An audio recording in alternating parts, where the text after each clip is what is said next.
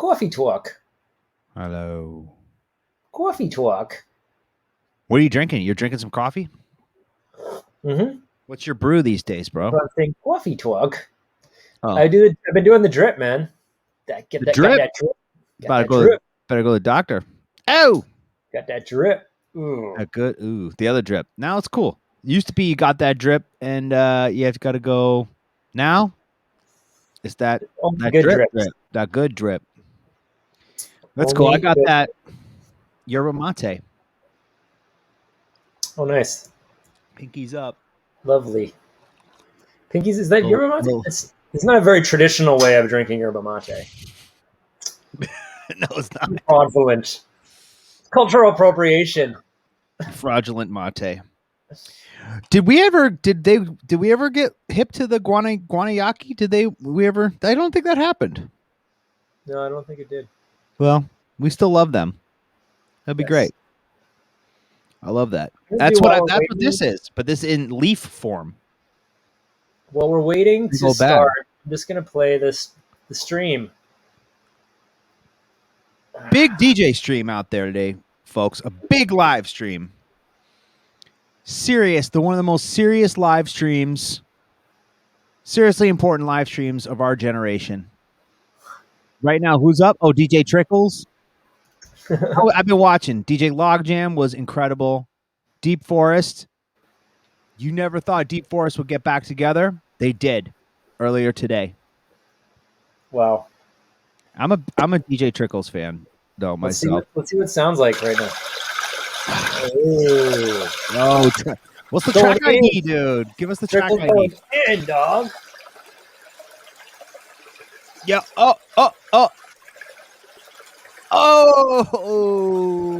what? The stream of all streams. What? Love that cut. Oh yeah. It's great. So yeah, looks like we're live. We here. We out here. We out here though. What's up, everybody? Lost Resort TV. It's Schmoozing with Soul Clap. Welcome to the 45th episode of our show. Today is a special. We're kicking off April. April is our WTF World Transformation Force album release month. Comes out on Earth Day the 22nd, and we're really excited. And we're going to be spending all month with guests who were either part of the creation of the album or feature on the album. Oh yeah, so that's exciting. Plus, today we've got a very special guest. We've got Blondish. Woo! Going to talk about some of her climate initiatives. She's always an inspiration with the work that she's doing. So great to have her in. It's for a little intro chat because she's got a program coming up that you all got to know about. So we're going to be on it too.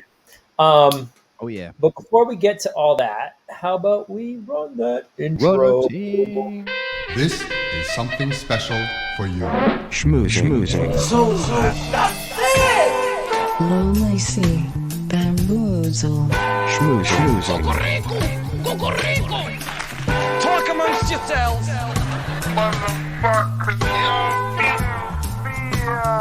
Schmoozing. So Are you ready? The show's about to start.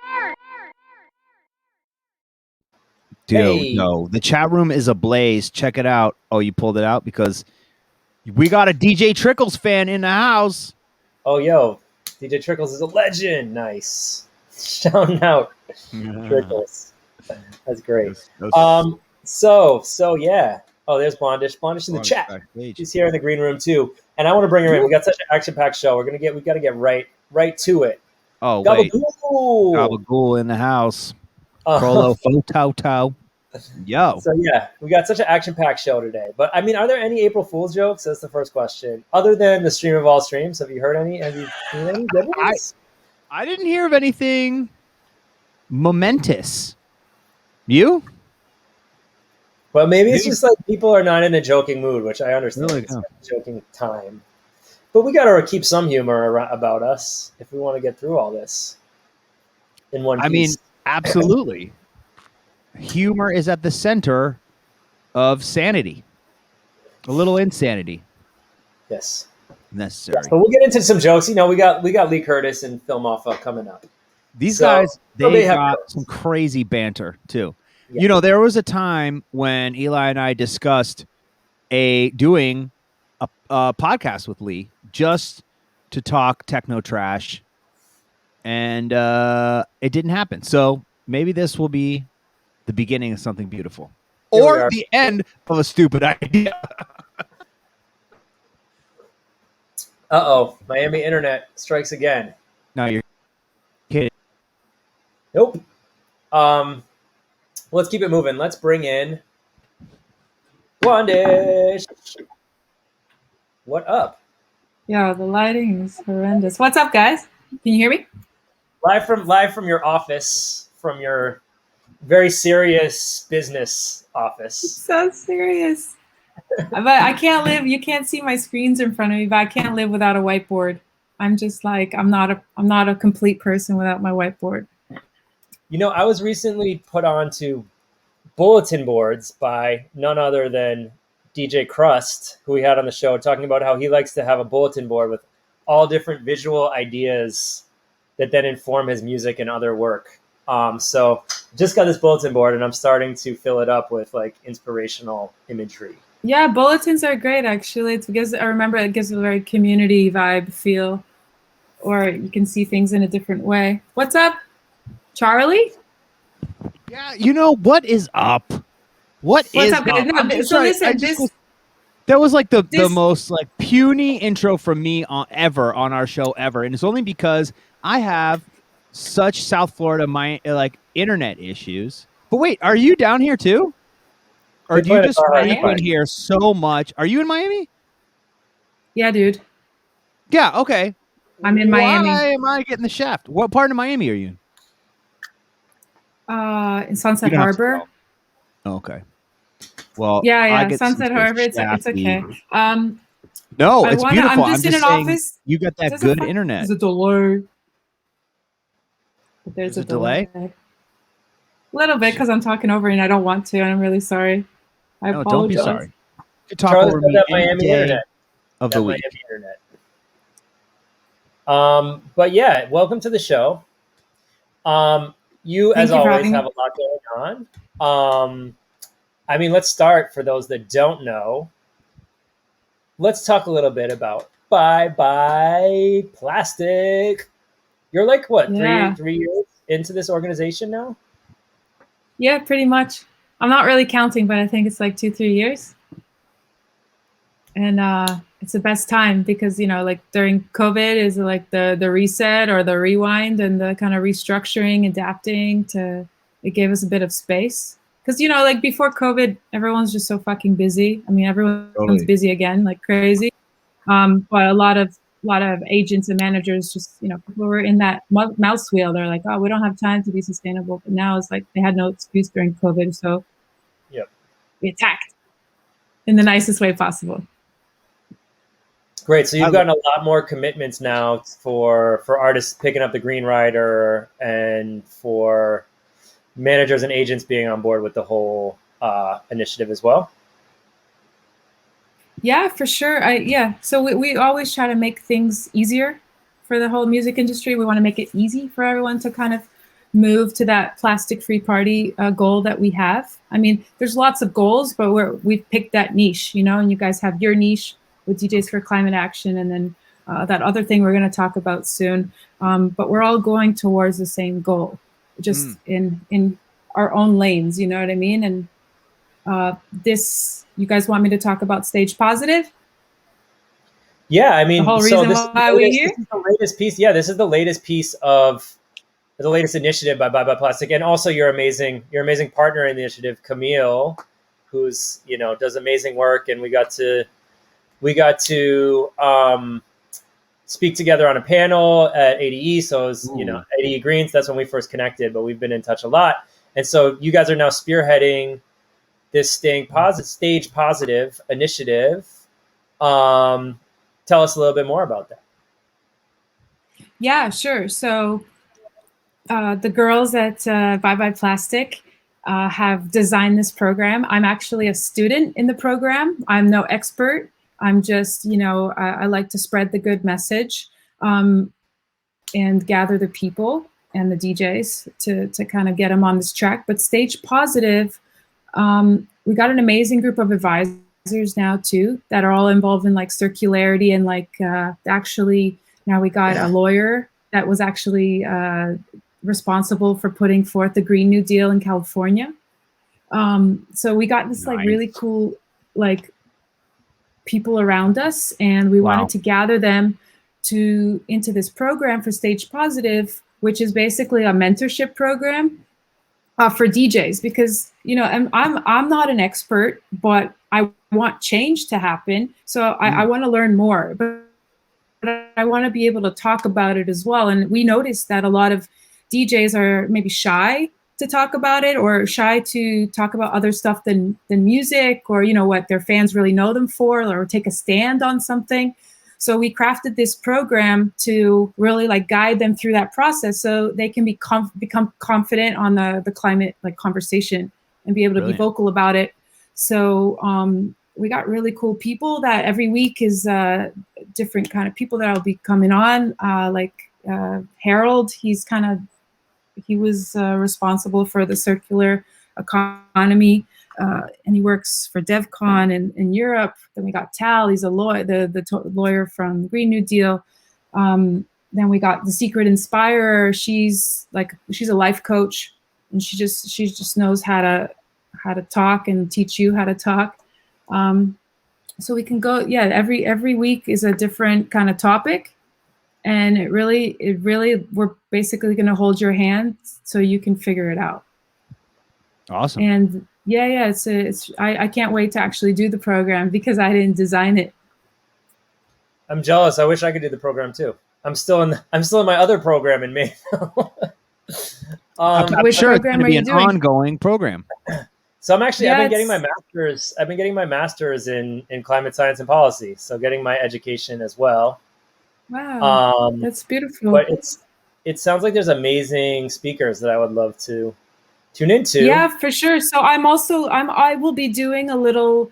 It's not even a master class because I'm not that master yet, but I have learned a lot in the process, and I've figured out ways how to get to accelerate my goals towards having a plastic-free party. Like, I feel so bad whenever I have to play an event with plastic, and we make so much effort to make sure it doesn't happen, but it still happens. So, but now we're designed a system where we're going to minimize that so much more. You know what I mean? Like and I'm going to share that experience in one of the classes so that other people can adopt it or get inspired by it and motivated by it, and give them all the resources. Like we have tons of resources. We've basically spent the past 3 years doing all this research and learning by doing, you know what I mean? So we're just going to give that to everyone through this program. And it's for DJs with a community, and we all have a voice. That's so cool. Yeah, I heard that. Dude, you're there too. I heard that we're also talking. Yeah, I mean, this is such an important thing that comes up a lot on the show, is like our responsibility as artists with a platform, with a community, to stand up for, issues that we believe in when we believe in them, right? And I agree with you. It can be hard, and not everybody is an activist, and there's different ways for different artists to do these things. But I think providing the tools for people that want to and maybe just need a little confidence is a really powerful way to encourage activism with artists. So I'm really honored to be a part of it, and just any step we can all take to push forward positively and utilize music and the communities we have around music for positive change is always exciting. Yeah, for sure. And that's the point of this, is that this program will guide you towards that. That's great. So so the program is going to be in May, right? Let me zoom out. Yeah, it's May. It starts May 3rd. It's a couple classes a week, super easy. If you can, it's better if you can make it, because it's it's live, and if you can't, you catch up. Cool, that's great. And I saw, let me find that. And is it open to as many people as that would like to, or is there a capacity? Actually, I don't know that answer. That's a great question. Well, actually, we're gonna have Camille on. We're gonna have Camille on in the coming weeks too, and maybe she can give some more of the technical details. Yeah, I Because think this the sounds like idea is- going to be a popular one. Yeah, I would love to keep it intimate, and then grow it out that way. But let's see. I mean, it could also be more the merrier. And you just, I was just good. reminded here looking at this that you just did the Greener Sounds workshop earlier this week too. It was kind of like a lead in to Inspire for the Stage Positive. How did that? Exactly. It was amazing. Like we actually recorded it, so you can still register, so you can get the recording if anyone wants to get caught up. But basically, Camille took us through what the Stage Positive program will entail, and then also she gave a bunch of like super tips and resources for everyone, so that if they can't get into Stage Positive, at least they got something from it and they can be on their way. That's great. Hey, here's a great question from the chat. Megalo is asking, how has COVID impacted the plastic conversation in terms of the common bans on reusables, and moving forward at events, how can that be addressed? Well, how has COVID impacted the plastic conversation? I think actually in some places that's taken a back seat, actually, because people are just trying to survive. Okay. But then on the other hand, it's gathered the people that are super inspired by making the world a better place and, saving humanity and just like getting to these, like going through these sustainability goals. So that's kind of like, we have this like little army of people that are like, we got to make change now. So like actually taking those steps and using all their resources to make that happen. Yeah, we've all had a lot more time. We've all had a lot of time to kind of like work on these ideas, with like-minded folks, right? So that's been a real positive of this time off the road. Yeah, and in Miami in general, Miami is such a hub. I'm sure you guys can agree with that right now, for culture, the arts, and also technology and crypto, and like making it a smart city. And there's a lot of people that want change here. And since I've been living here now, we can use Sanctuary. They want to be completely plastic free, and so does the Illumina Tribe guys. So those can be used as working examples for the rest of the events in Miami. Like, this is how we did it, and here's the blueprint. Now you can do it too. So Miami, I've been fortunate to be here a lot because we're not traveling so much, to actually make that change happen while I'm here on the ground. That's wonderful. It's great. So yeah, I dropped the link in the chat for Stage Positive, stagepositive.learnworlds.com. Let me show that here. Yeah, thank you for that. If anybody's interested and wants to sign up. And I mean, you talked about the flying thing, and I would be negligent for not for us to not chat about, since we're both working in this like climate and environment space, to not talk about this cleanscene.club report that dropped. Oh yeah. Earlier this week. So this is a group of people, I think mostly in Berlin, set out to create a report about the actual impact of DJs flying. They nailed it with this website too. This looks amazing. Yeah, I mean, it looks amazing. So last night a DJ took a flight. The hook is great.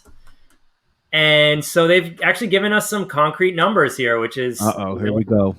Which is useful to start thinking about what our actual impact is from flying. So this is they basically did the Resident Advisor top 1,000 DJs touring schedules from 2019. And Brilliant. This maybe is part of a separate conversation, but I do want to I'm going to actually try to have somebody from the organization on next week, because I want to talk a little bit about their methodology, because I'm not quite sure now that I'm on the academic side. I want to make sure that we really understand how they're getting these numbers. But I mean, regardless, this is a lot of CO2 emitted into the air. It's about the equivalent of 20,000 households' electricity for 1 year, or powering 8,000 festivals for 3 days, or pressing 25 million records. That's a lot of CO2. That's like Michael Jackson Thriller. Oh man, those days when one record could sell that many copies. What? Yeah, man. So yeah, what's your take on all this? My take is, listen, I would love to walk to every gig.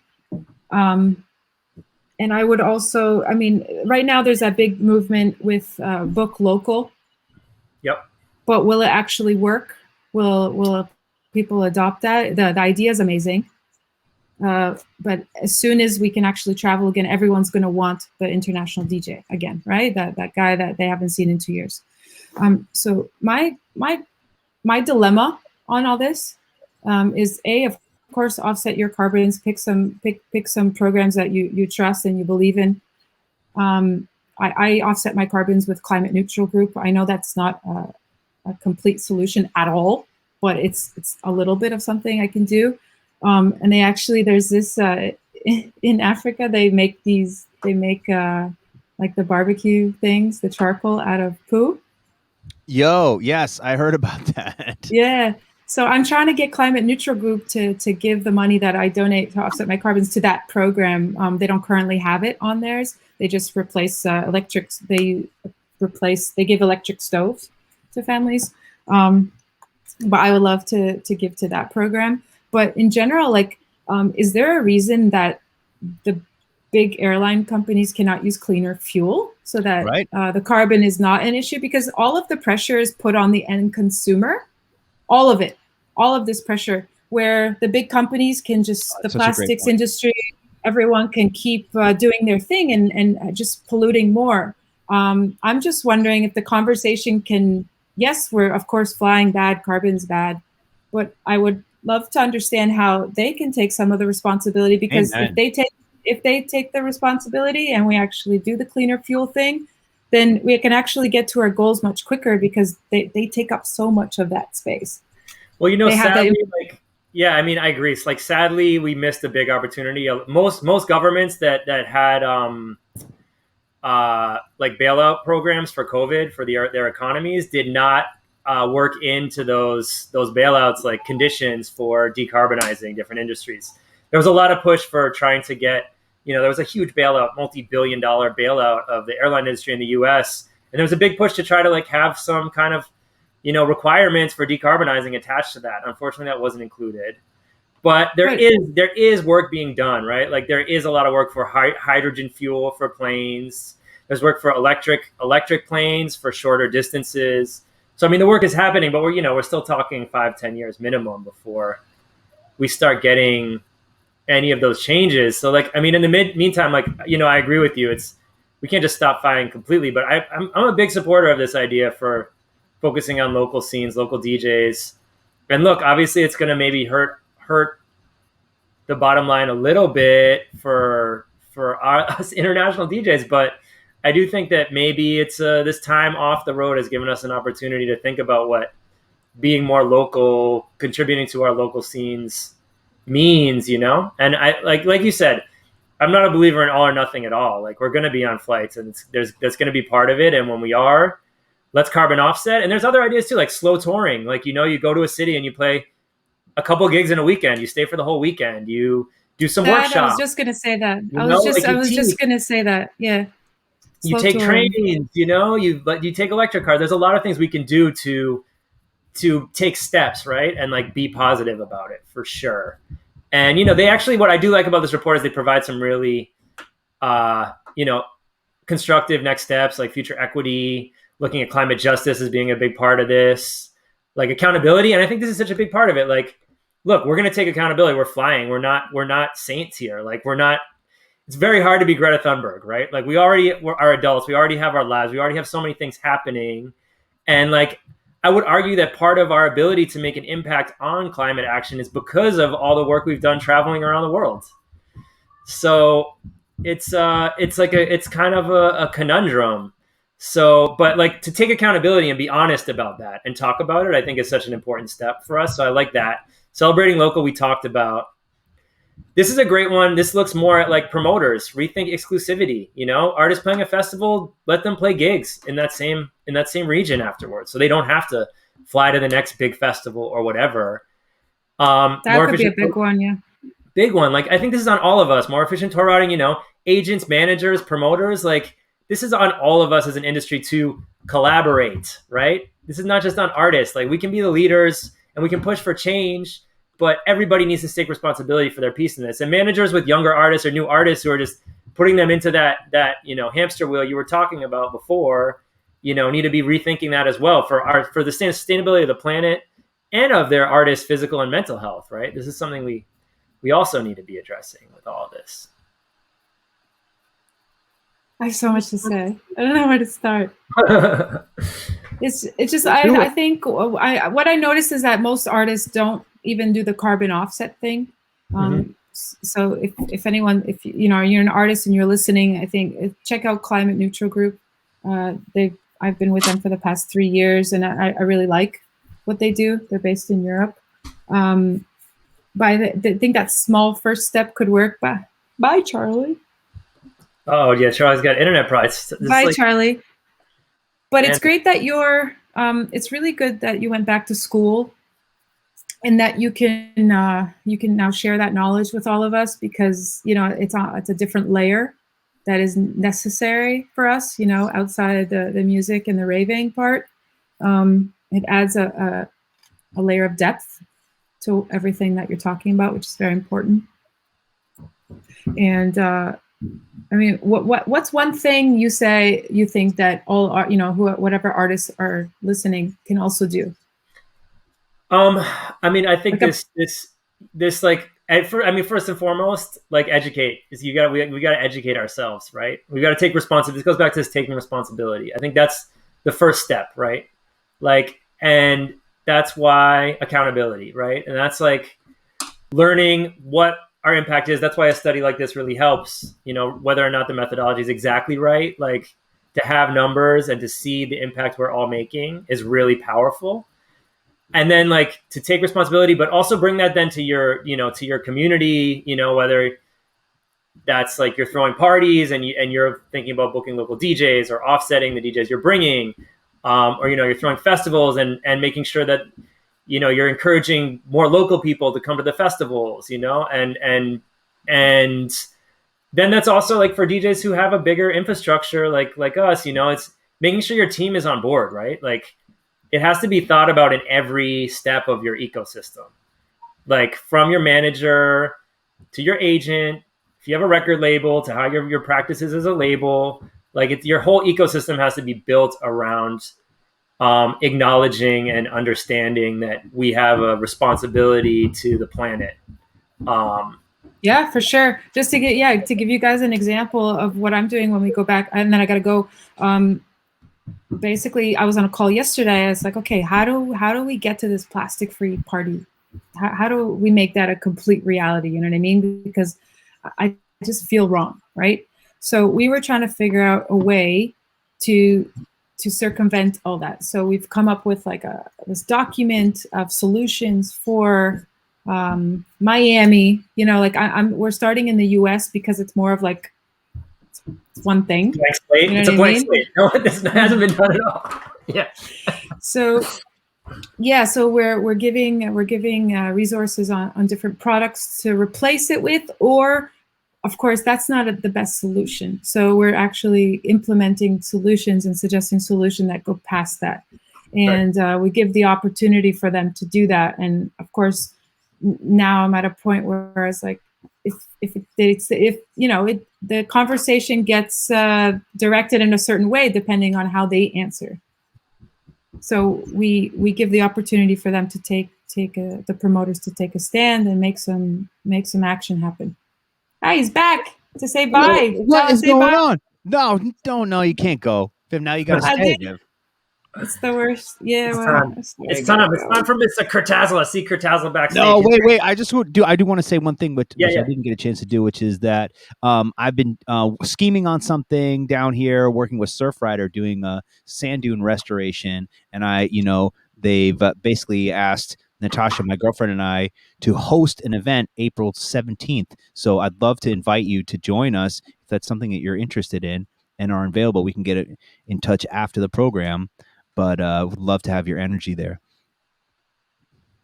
Sure, I would love to invite you to something too then. Please. And I was going to say the same.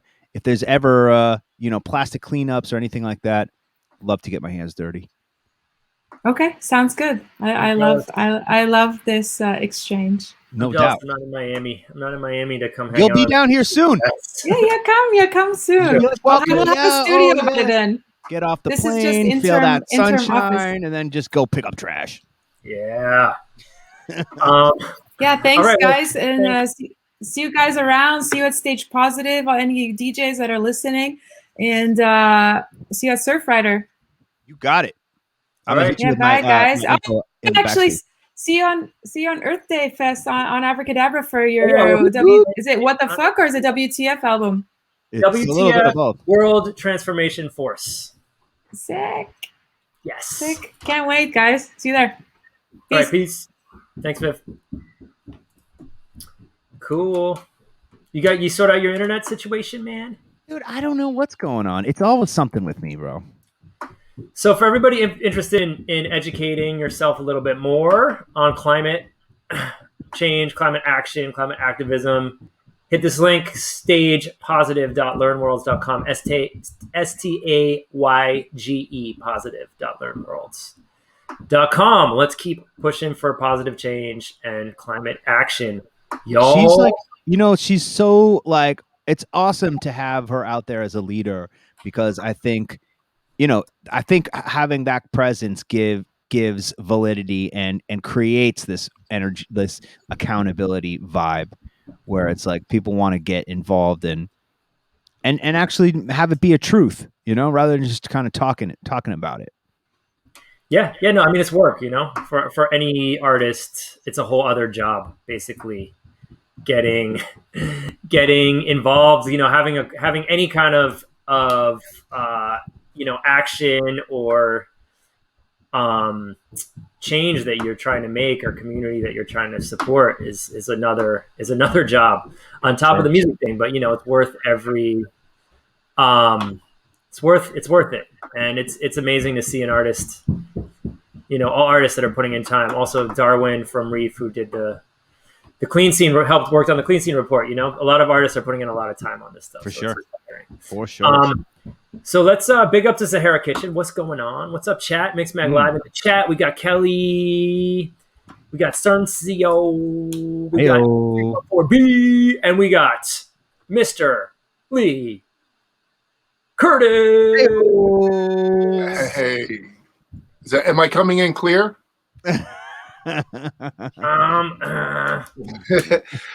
Before we get into the salad talk and the self-promotion and playing our records and stuff, I just wanted to thank you guys seriously from the bottom of my heart for making this part of your platform, for Eli going back to school, for Charlie, all the stuff you're doing in Miami.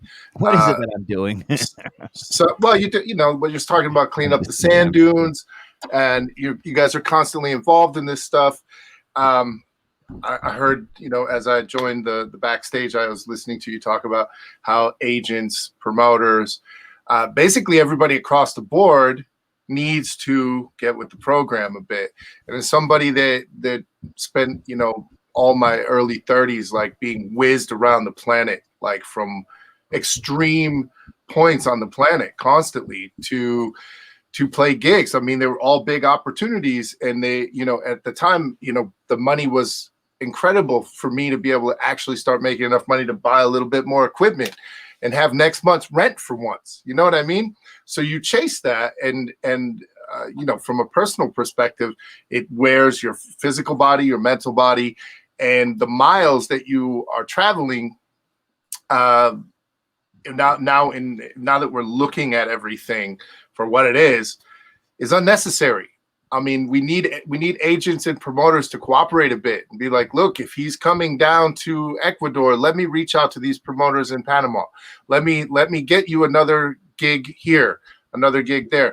Yeah, like you said, maybe lighten up on the exclusivity a little bit. It's like, as long as it's not the same sort of gig in the same night, they could ease up, as long as everybody has room to make their money to keep these events going, because we've all thrown events. The three of us have thrown events for years too. And like sometimes, you lose money a few times on an event, you're no longer able to do the event.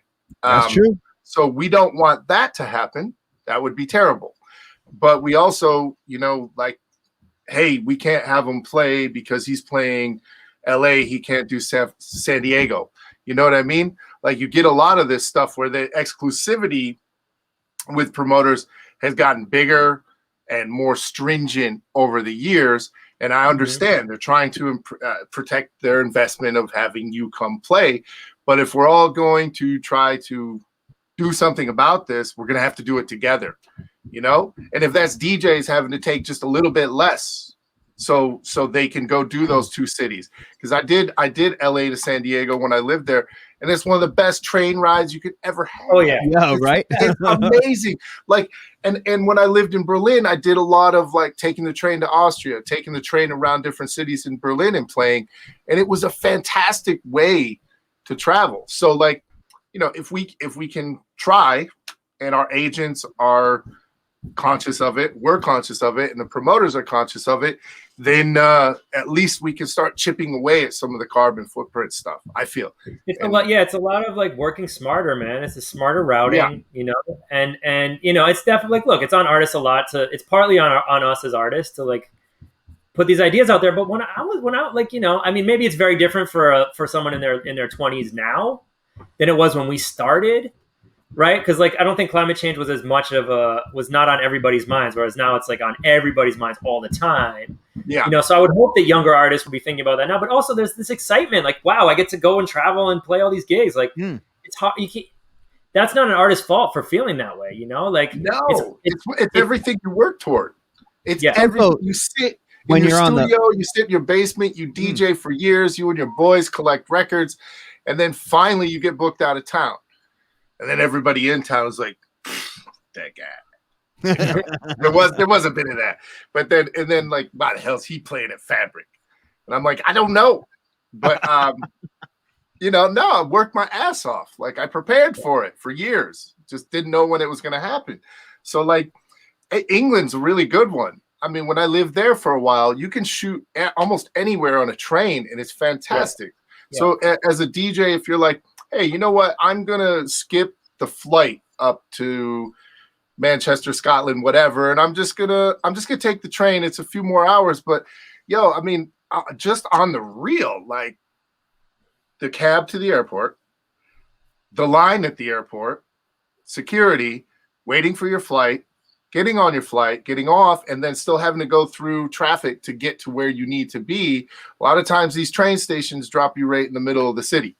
So trains are the best. When you can, that's what I mean. Europe, like if you're living in Europe and you're taking planes, so you got to change it. You got to change your strategy here, guys. That's like a big one, right? Like, I mean, you can try, and you can usually, and also like the agents and the promoters got to try to consolidate some gigs so you can take the train around, because you take that one transatlantic to England or Berlin or Barcelona, and you try to it's easier said than done. We all know that. You know what I mean? For sure. But that's why it takes that accountability on everybody's part that we're working with, right? Everybody has to say we have to do better, right? It's not going to happen overnight.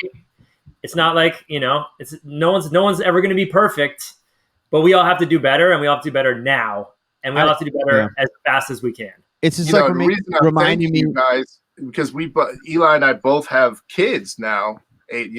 Plural but singular for each of us, and like, you got to think, we got to get on this, because we would like our kids to have a decent place to live in 20 years so they can go do the crazy stuff we were doing and have it available. Like, you don't want to, it's strange how you launch into this sort of different frame of mind when you have a child, but like, I got to think, like, he's got a long time on this planet.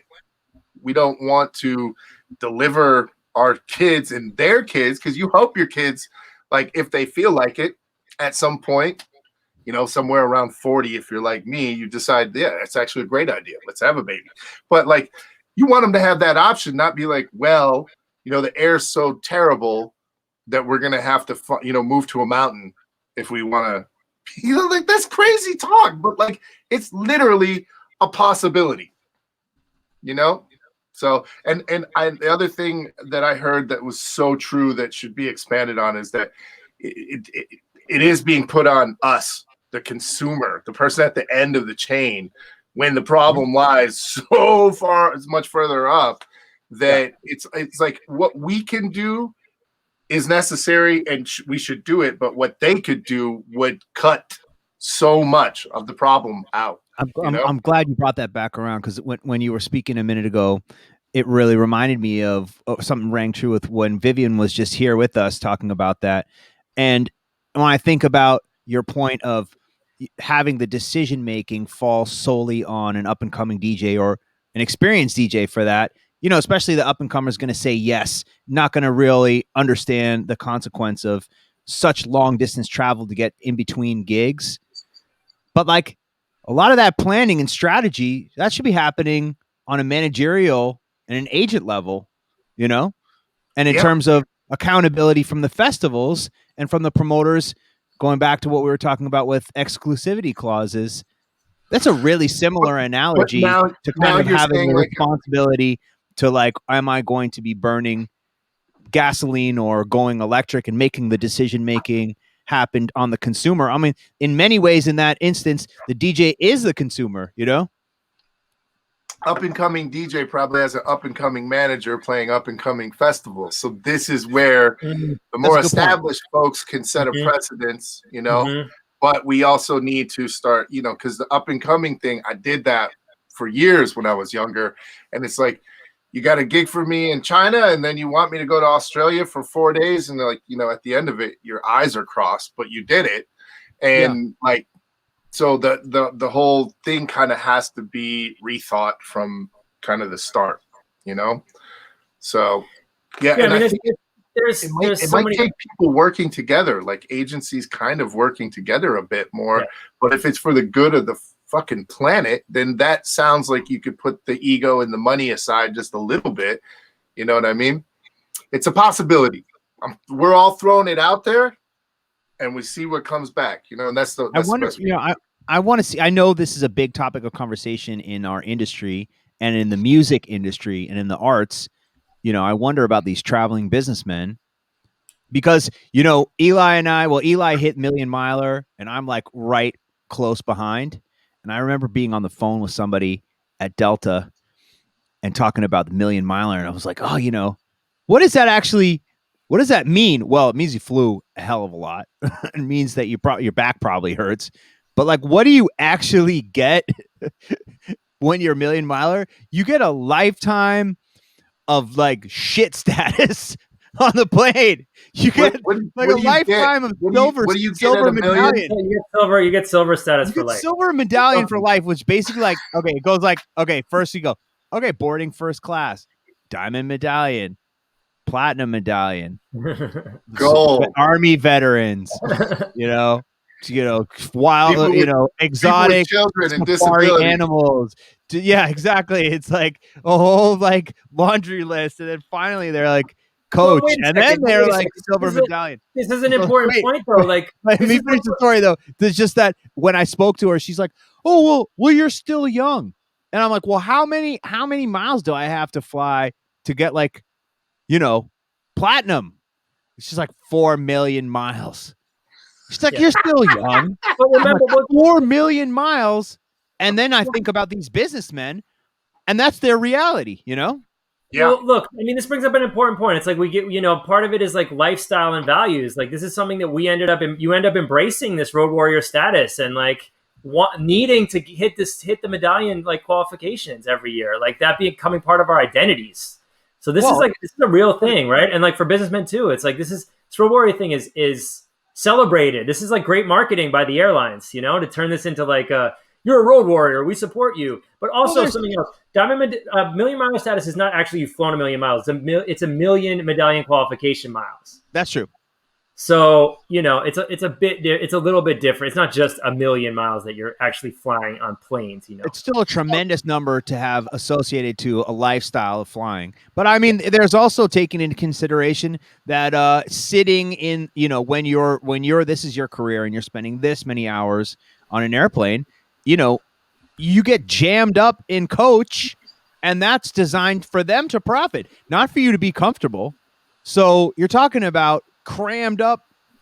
It's very uncomfortable. But now we're launching into a whole section of this goes back to the DJs bitching about flying and coach and their statuses. So let's I think let's slide away from this, because there's a lot of people out there like, oh, where you sat in coach to go to Tulum. Where? Yeah, no, I have to agree with that. I mean, like I said, this is like we get it gets to be part of our identity. It's not just the comfort; it's also the being able to say that you did it and you have it and you're doing all those. It was things. funny. Like I got executive platinum when I was really flying the most on American, and then found out I still can't go to the lounge. I have to pay for that unless I'm flying international. I'm like, I can't even go lay down between my flights. You guys are terrible. But, so now I don't care. But I'm in the studio more than I am on the than I was on the road. So, well, look, this is another part of this, man, and this is going to hopefully segue us into our discussion about our album and working together on our album. Like, part of it is providing us as artists, as DJs, as electronic music artists with alternative ecosystems for making money, right? Like, if the only way we can make a living is by getting on an airplane and flying somewhere, then what the fuck are we supposed to do? Which is mostly true for us. Like, if we don't DJ, it's rough. Like, we just spent a year of not really being able to DJ, and take a good look at your royalty statements of what your record label sells and all this stuff. There's no profit margin. There's not a lot of profit margin in any of this stuff. You get your ASCAP statement. It's like, oh, that's nice. You couldn't eat off of that. You can't pay rent for any amount of months with that, and it is crazy to think if you're not on a plane, going to a different city, leaving your family, leaving your girl, your dog, your house, your kids. Exactly. That's what I mean. Like, leaving the family, you're not able to keep things afloat, So, I've run Vision Quest with Ryan and Sean for years, and it's like we always press everything to vinyl, and we paid for that, our profit margins are slim. We have to sell enough digital to cover the vinyl costs. And then hopefully when we sell good on the vinyl, we always split everything fair with the artists. Everybody, the splits are always exactly what we agree to. And at the end of it, it's like sometimes at the end of the year, we're like, we got to kick in a few thousand to keep the label going. Sometimes it's like, oh, we made a few thousand. But in the end, there's no huge profit margin and also, selling units on or streaming and Spotify. I know that there's been lawsuits and there's some things being changed around with that. Completely different conversation. But when things went to streaming, wasn't like our revenue went up as record labels and DJs anyway. It went down. But yes, look, the segue here is, look, you've actually made a concerted effort to focus on your studio work, right? Whether that's producing other artists or mixing or songwriting. I've songwriting. This is something that you made a concerted effort to do, and it's inspiring to see something that you set out to do 3, 4, 5 years ago has really started bearing fruit. And we saw that over the process, and this is why you're here today, Mr. Curtis. Not just because we love you. But I know. I mean, this was such a cool thing, when Charlie asked if I'd be interested, I'm like, what are you talking about? I mean, I've been checking in on a few of the shows. A little tough with a 1.5-year-old. Anybody that has one of those will know what my life is like at the moment. But they prefer watching something else on Twitch. I honestly, man. They'd rather watch Fortnite. I checked in on the radio show the one night, and then I don't think I've logged into Twitch other than like 2 times or to put on a Twitch channel, because I'm out of it, and it's okay. It's the best experience you'll ever have. But talk about it'll take your energy. So yeah, I played in bands when I was really young, and then I got into electronic music and did the quintessential sold my guitars to get turntables vibe. And I DJ'd and produced and slowly amassed a decent studio over the years. And I fell in love with it. And I've always loved being in the studio. And, I made some records that I still look back with a lot of fondness that I'm still very proud of. I have critiques of like, oh man, I wish I would have known about this trick to EQ that and do one of these. But really, like Reverse Caress, I haven't heard that song in years. And when you put it on, I'm like, did somebody use the same sample as me? Because I don't remember the beat being that dope. And I was like, good on you, young Myers. Spoiler alert. Good, we might be playing an old Lee Curtis track for our vinyl thoughts. And we got a few of them. So I got more and more serious about mixing, because I noticed when I was writing decent music, if it wasn't mixed well, it wouldn't translate. And, the idea may be stellar, but if you don't execute it properly, it doesn't play in a club. People don't listen to it in the car. You need to try to get that same feeling on all platforms. And that takes a lot of time to learn. It really does. Like, it's taken me a lot of years and a lot of hard work to get better at it. And then when I moved to LA, 4.5 years ago, I started working with Desmond Powell a little bit, who we're going to talk about, who worked on the album with us. Oh yeah. The great Desmond. Before that, with working with Nima, Benoit from Benoit and Sergio, we would write, as therapy, we would write like some songs and like try to write some songs when we were hanging out at my place in Chicago and Detroit. And I fell in love with songwriting again. And,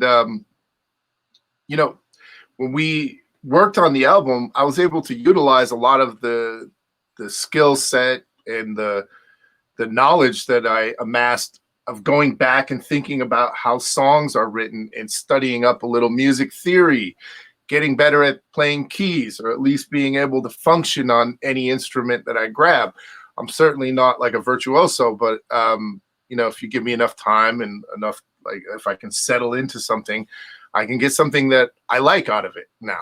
And moving to LA, being around some pretty crazy musicians like Nico Gibbler, Dez, Nima's great. And I've worked with some session guys a few times that I'm just like, these people are on another level. You guys had some session people do some friends do some percussion, guitars. We worked with a ton of people on this album. And it was really a huge testament to all of my hard work to be able to try to integrate things as best as I could and keep the core ideas that you guys wrote to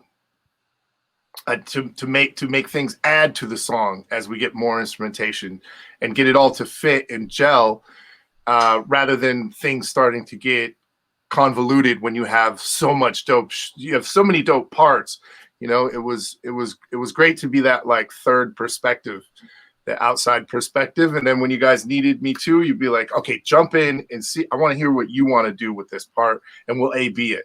And there was a lot of that, but really, that was probably the best music making experience for me. Like, I'm very proud of everything that we were able to accomplish. And the album sound. Just to rewind here for those just tuning in or like, what's going on? So we're celebrating this month on Schmoozing. We are celebrating our album release, April 22nd, Earth Day.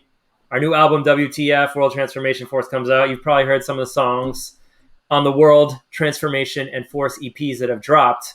And Lee was instrumental in the creation of the album. We worked on pretty much all the tracks, ultimately at his little garage studio in LA. Yeah.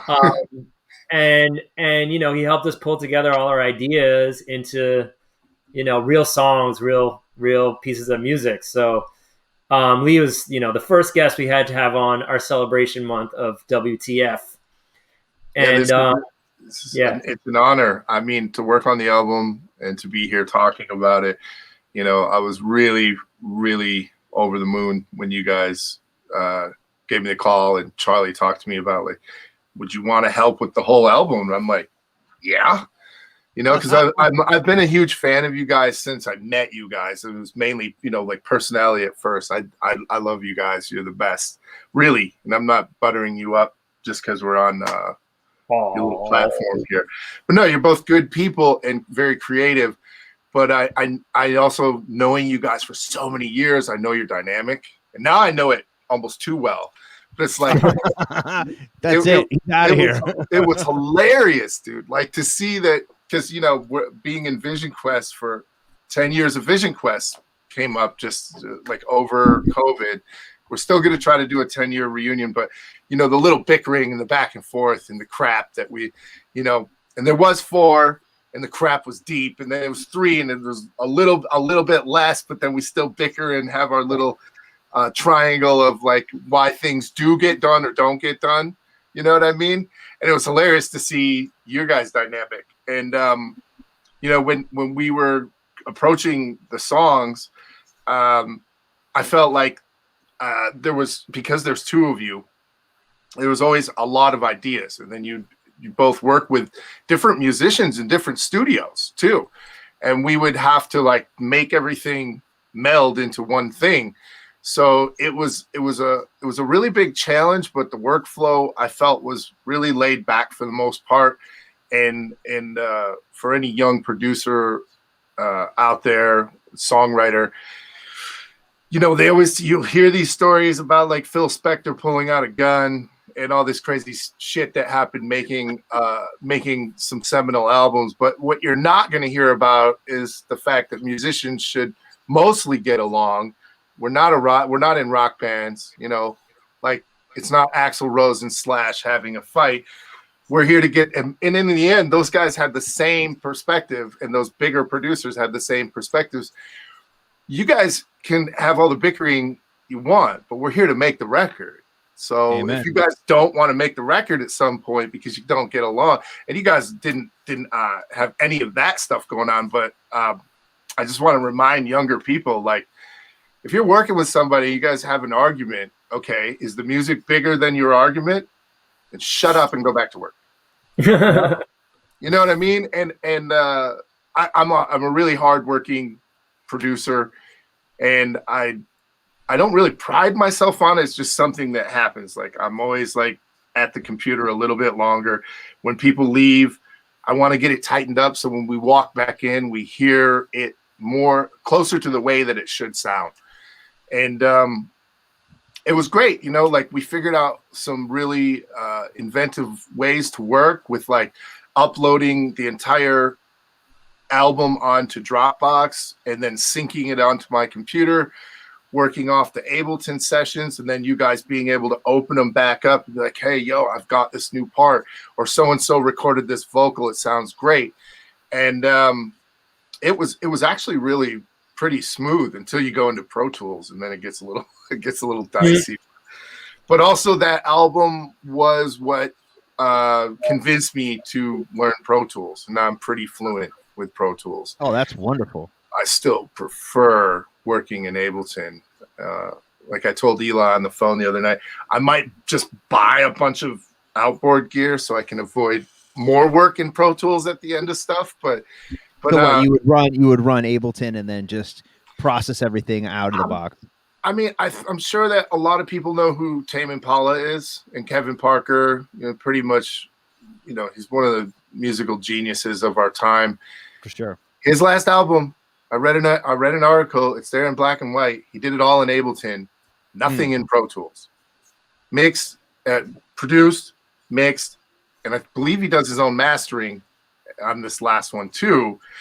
he's like, the first album, me standing behind a guy in Pro Tools going, can we do this? Can we do that? And then watching him do like a bunch of commands to get this simple thing that in Ableton you hit record and turn the send up, mess with the delay time. You know what I mean? Like I'm learning how to do these things in Pro Tools, and somebody like Phil will be like, oh, it's not that tough, you know, but it is extra steps. But at the end, I was the one pushing you guys like to let's get everything into Pro Tools at the end to mix the album, and I'm really glad we did it because it sounds incredible. You know, I'll wager that Phil Moffa, because we see Phil backstage, he's probably chomping at the bit to get in, especially on this kind of conversation. Oh, because sure. It's so up his alley. But before we do, I just want to paint a picture for people that are trying to piece together maybe where our relationship began, because to hear you say these things regarding this situation with Tame Impala and like being like, oh, why can't I get my ideas down the way I want to when you do a million steps? Because when Eli and I first started hanging out at the Marcy Hotel, we were Logic guys.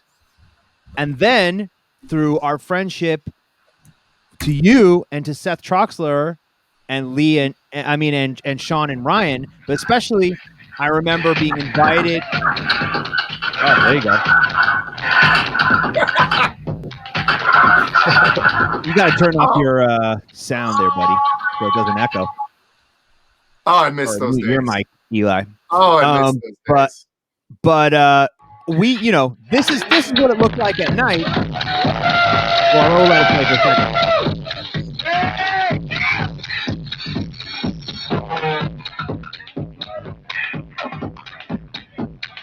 Yeah, looks like about 10 years of my life right there. Just a candle in the dark? Sounds like it. There's a candle in a dark room, a few people yelling. Yeah.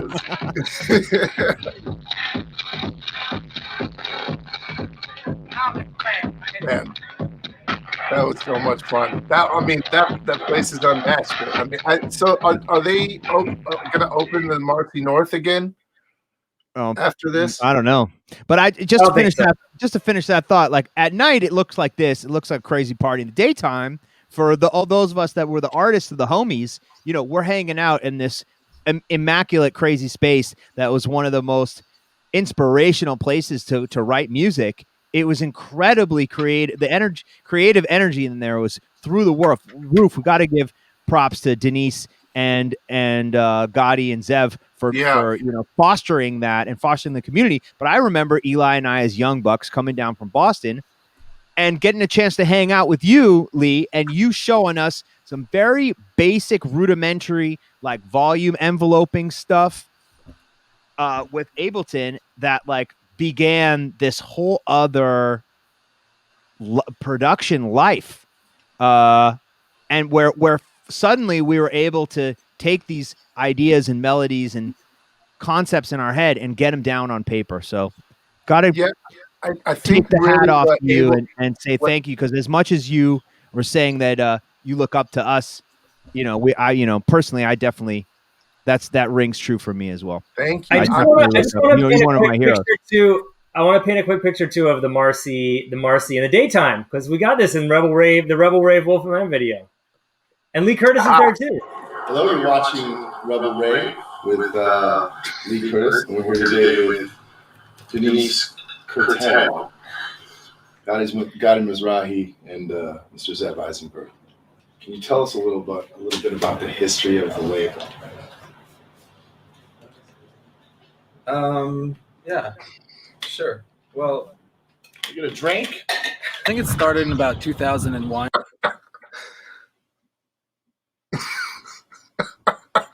I remember that was one of the most fun days I've ever had, because they're like, will you do, we have to do this interview for Rebel Rave and Damien, and the camera's coming, and I don't know what, like, I don't want it to be all dry.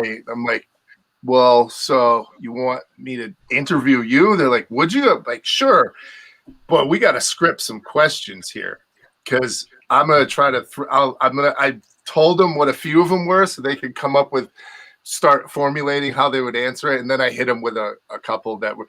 There's a lot of outtakes, and the dude sent me the outtakes. Terra Nova sent me the outtakes a while ago, and there's a lot of really good ones. But I wrote the questions down at breakfast, and then we came back and recorded the interview. So this is like the dance floor. We're gonna have a proper like Marcy Hotel Memories episode of Schmoozing. Yeah, we really should. But this is that'll be our Wolf and Lamb episode for sure. Yeah, this video. There's Damian Lazarus. There's Zev. But like this is the morning time on the dance floor at the Marcy, and you know it's a vibe, and this is the street. You know, it's right there.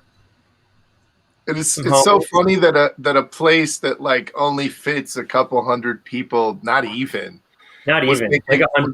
like in that actual the dance floor room, it's like 50 people would be on top of each other, maybe 40, was making so much noise across the globe that like people still ask me what it was like there, you know, and like I was like, well, you know, I have to answer. It was amazing. And then there was a steam room. If you wanted to go in the steam room, if you wanted to go like do a quick detox and then start drinking again, it was all doable. It was like, you know, and then I would go if Gotti was like, "You're getting tired," I was like, "Go crash in the bed upstairs." It was a riot, really. So like after the party, you know, it would be like we'd clean up, or we'd they'd have the cleaning crew come in, we'd clean up, and then we'd all hang out and just like sleep there for a few, or stay up for a few days, and then ultimately sleep and hang out for like during the week, and then make music in that back room, like turn that into the studio. And you know, I just remember, you teaching us all those Ableton tricks like back in that time, and that's really what I think opened us up to make the music that helped us, you know, to help our careers take off. So that's awesome. I didn't know that it was that deep. That is totally full circle. But really, you know, before Phil comes in and tells me how easy this shit is in Pro Tools, because I know he knows how to do it. Because he will. He'll be. He's a super pro. This guy is a pro, ladies and gentlemen. But what I was not that we, not that you're not, Lee. Not that we're not that we're all professional. But Phil Moffa, ladies and gentlemen. Yeah, you know what I mean. It's good. It's fine. Bring him in. I'm talking about Bring Phil. him in. What's up? You're killing me right now. Got me dying over here. I mean, let's just start. How do our voices sound? How does his voice sound? I'll bet you he's run through a compressor right now. Yo, do I sound like Barry White right now? Are we doing a little mic and compression contest? No, I'm just playing. I'm just saying this guy's so pro. He's got You're he's tripping. running through all types of outboard. You're crazy. I would never do that. It's just an SSL. You know what I'm saying? It's just an SSL, man. Oh shit! I'm on my iMac mic, so. SM58 audio games out here, out just playing around. Wait, so Phil's joining us from Butcher Sound Studios. This is your studio in Queens. We're in Queens, yeah. Yeah. Welcome to the show, man. Welcome to Schmoozing. Yeah, man. Thanks for having me. This is a treat. No doubt. Right on. What are y'all doing? We got to send some shout outs quickly. We got Terribius Monk. We got our boy Terribio in the house. Hey, another with Phil. We had him on the show talking about his Conclave project a couple weeks ago, and Phil actually mixed and mastered that one as well. Oh, wicked. And we also got Casey Michael asking, was that a deep V-neck from American Apparel? I mean, well, look at the era. You're talking about 2008. You know that man. V-neck from American Apparel. Everyone had to have something from American Apparel. I was just like kind of baffled. I was trying to piece together Gotti's look from that video. It was like sort of like my t-shirt. Probably. No. I'll bet you I know where your t-shirt was probably from Oak. No, it was Oak. When I finally made a few bucks, Shauna, love that girl. She was like, I was like, hey, I got crappy clothes and bad hair. I live in Detroit. You know, I'm like, I can't find clothes that look good. And she's like, because she's a fashion designer, worked in fashion. She's like, oh, we'll go into the city. And we went a whole day, and like she found me shoes and a haircut and a t-shirt. And I never spent so much money on clothes in my life. And I think I left New York with like the last $300 I had on like into my name, but it was a riot. Yeah. And then so Shauna styled me for that because she's Was like, it acne? we need to get you some clothes, you know, and the You haircut. look good. You look good. I think it was not being fucking old that made me look so, that's so good there, you know. it's a real pain in the ass. Yeah, it's a tough one. I mean, I feel good. It's just, you know, I got the silvers coming in. I eat pretty well, but I still got, you know, this guy here, my little buddy. This little guy. It's just no big deal. I mean, like I started cycling and counting calories. None of it works because I'm not giving up the wine or the beer. You know, there it is. So there it Well, is. look, we painted a picture. Lee helped us produce the album and mix it, and then we sent it over. And Phil fixed all my fuck ups. And Phil fixed tripping. Phil fixed it after Lee mixed it. I don't know about that. The best ones are when you have a light hand in it. You know what I'm saying? I mean, how much could you possibly do in the mastering stage at that point? You know. Fair enough. But what a great, you know, I'm real honored to have you guys on the team, and you know, we did it. It was such a great project, and it sounds incredible. I love this album, to be totally honest with you. I told you guys this from the beginning when we were working on it. Like, I really loved all the tracks. I thought what you guys did was awesome. So it's a pleasure to work on it as well. And talking about the team and, you know, doing a project with combined talents, everybody pitching in their specialty and all of that, it really goes a long way. We all make stuff in isolation, I'm sure, where we're like just doing our own thing and being perfectionist and crazy. But for me, all my best stuff are collabs. I just have to say, like having other people involved is the one. I agree 100%. For sure. I don't even know if I like my own solo stuff on my own. Yeah, I know where you're coming from. Like I've got to the point where I'm like, it might just be somebody sitting there going, I like the other synth line you played. I'm like, yeah, word. Yeah, I'll work on that one then. You know, like I don't know what it is. It's like, I think it's too many years alone working on stuff. And when I was young, I was excited. I'd be like, I'm going to go DJ after this. And now I'm like, you know, does that suck? Is my old records better? Are my old records better? My old records are fucking better, aren't they? And I didn't even know how to mix. Like, what, you know. But then, you know, it's the self-loathing, the artistic complex, you know. And also, you just can't like really hear some shit when you're involved in it and it's just you and you have no idea like what it sounds like to another pair of ears and all that. Like, even if you're collabing with somebody who has like less studio hours clocked than you, or, you know, they have a different specialty, like they're nasty on the keys or whatever, like just having them there, the vibe just bounces off of them. Have you ever played something for somebody and you don't even look at them, but you could feel the vibe in the room? Like they're digging this, or they think this is like not cool. They don't understand this track. Like you could feel that shit. Can't wait for the record to end. Yeah, that too. But like you could just feel how somebody's feeling, you know, when you're in the same spot as them. So like for me, that's a big part of it. And also keeping you on track too. I always say, you know, I could sit there and run something through a filter and just play with that shit for 3 hours and like just, you know, try to find the exact thing. But when somebody else is there with you, like you're not trying to waste their time like that. So it gets shit done as well. Like you can't burn up an 8-hour group collab when you finally get everybody in the same room with like fiddling with some stupid shit. So you just get to the important stuff. You'd be surprised. I think it's worth noting that music was always a group thing. Always.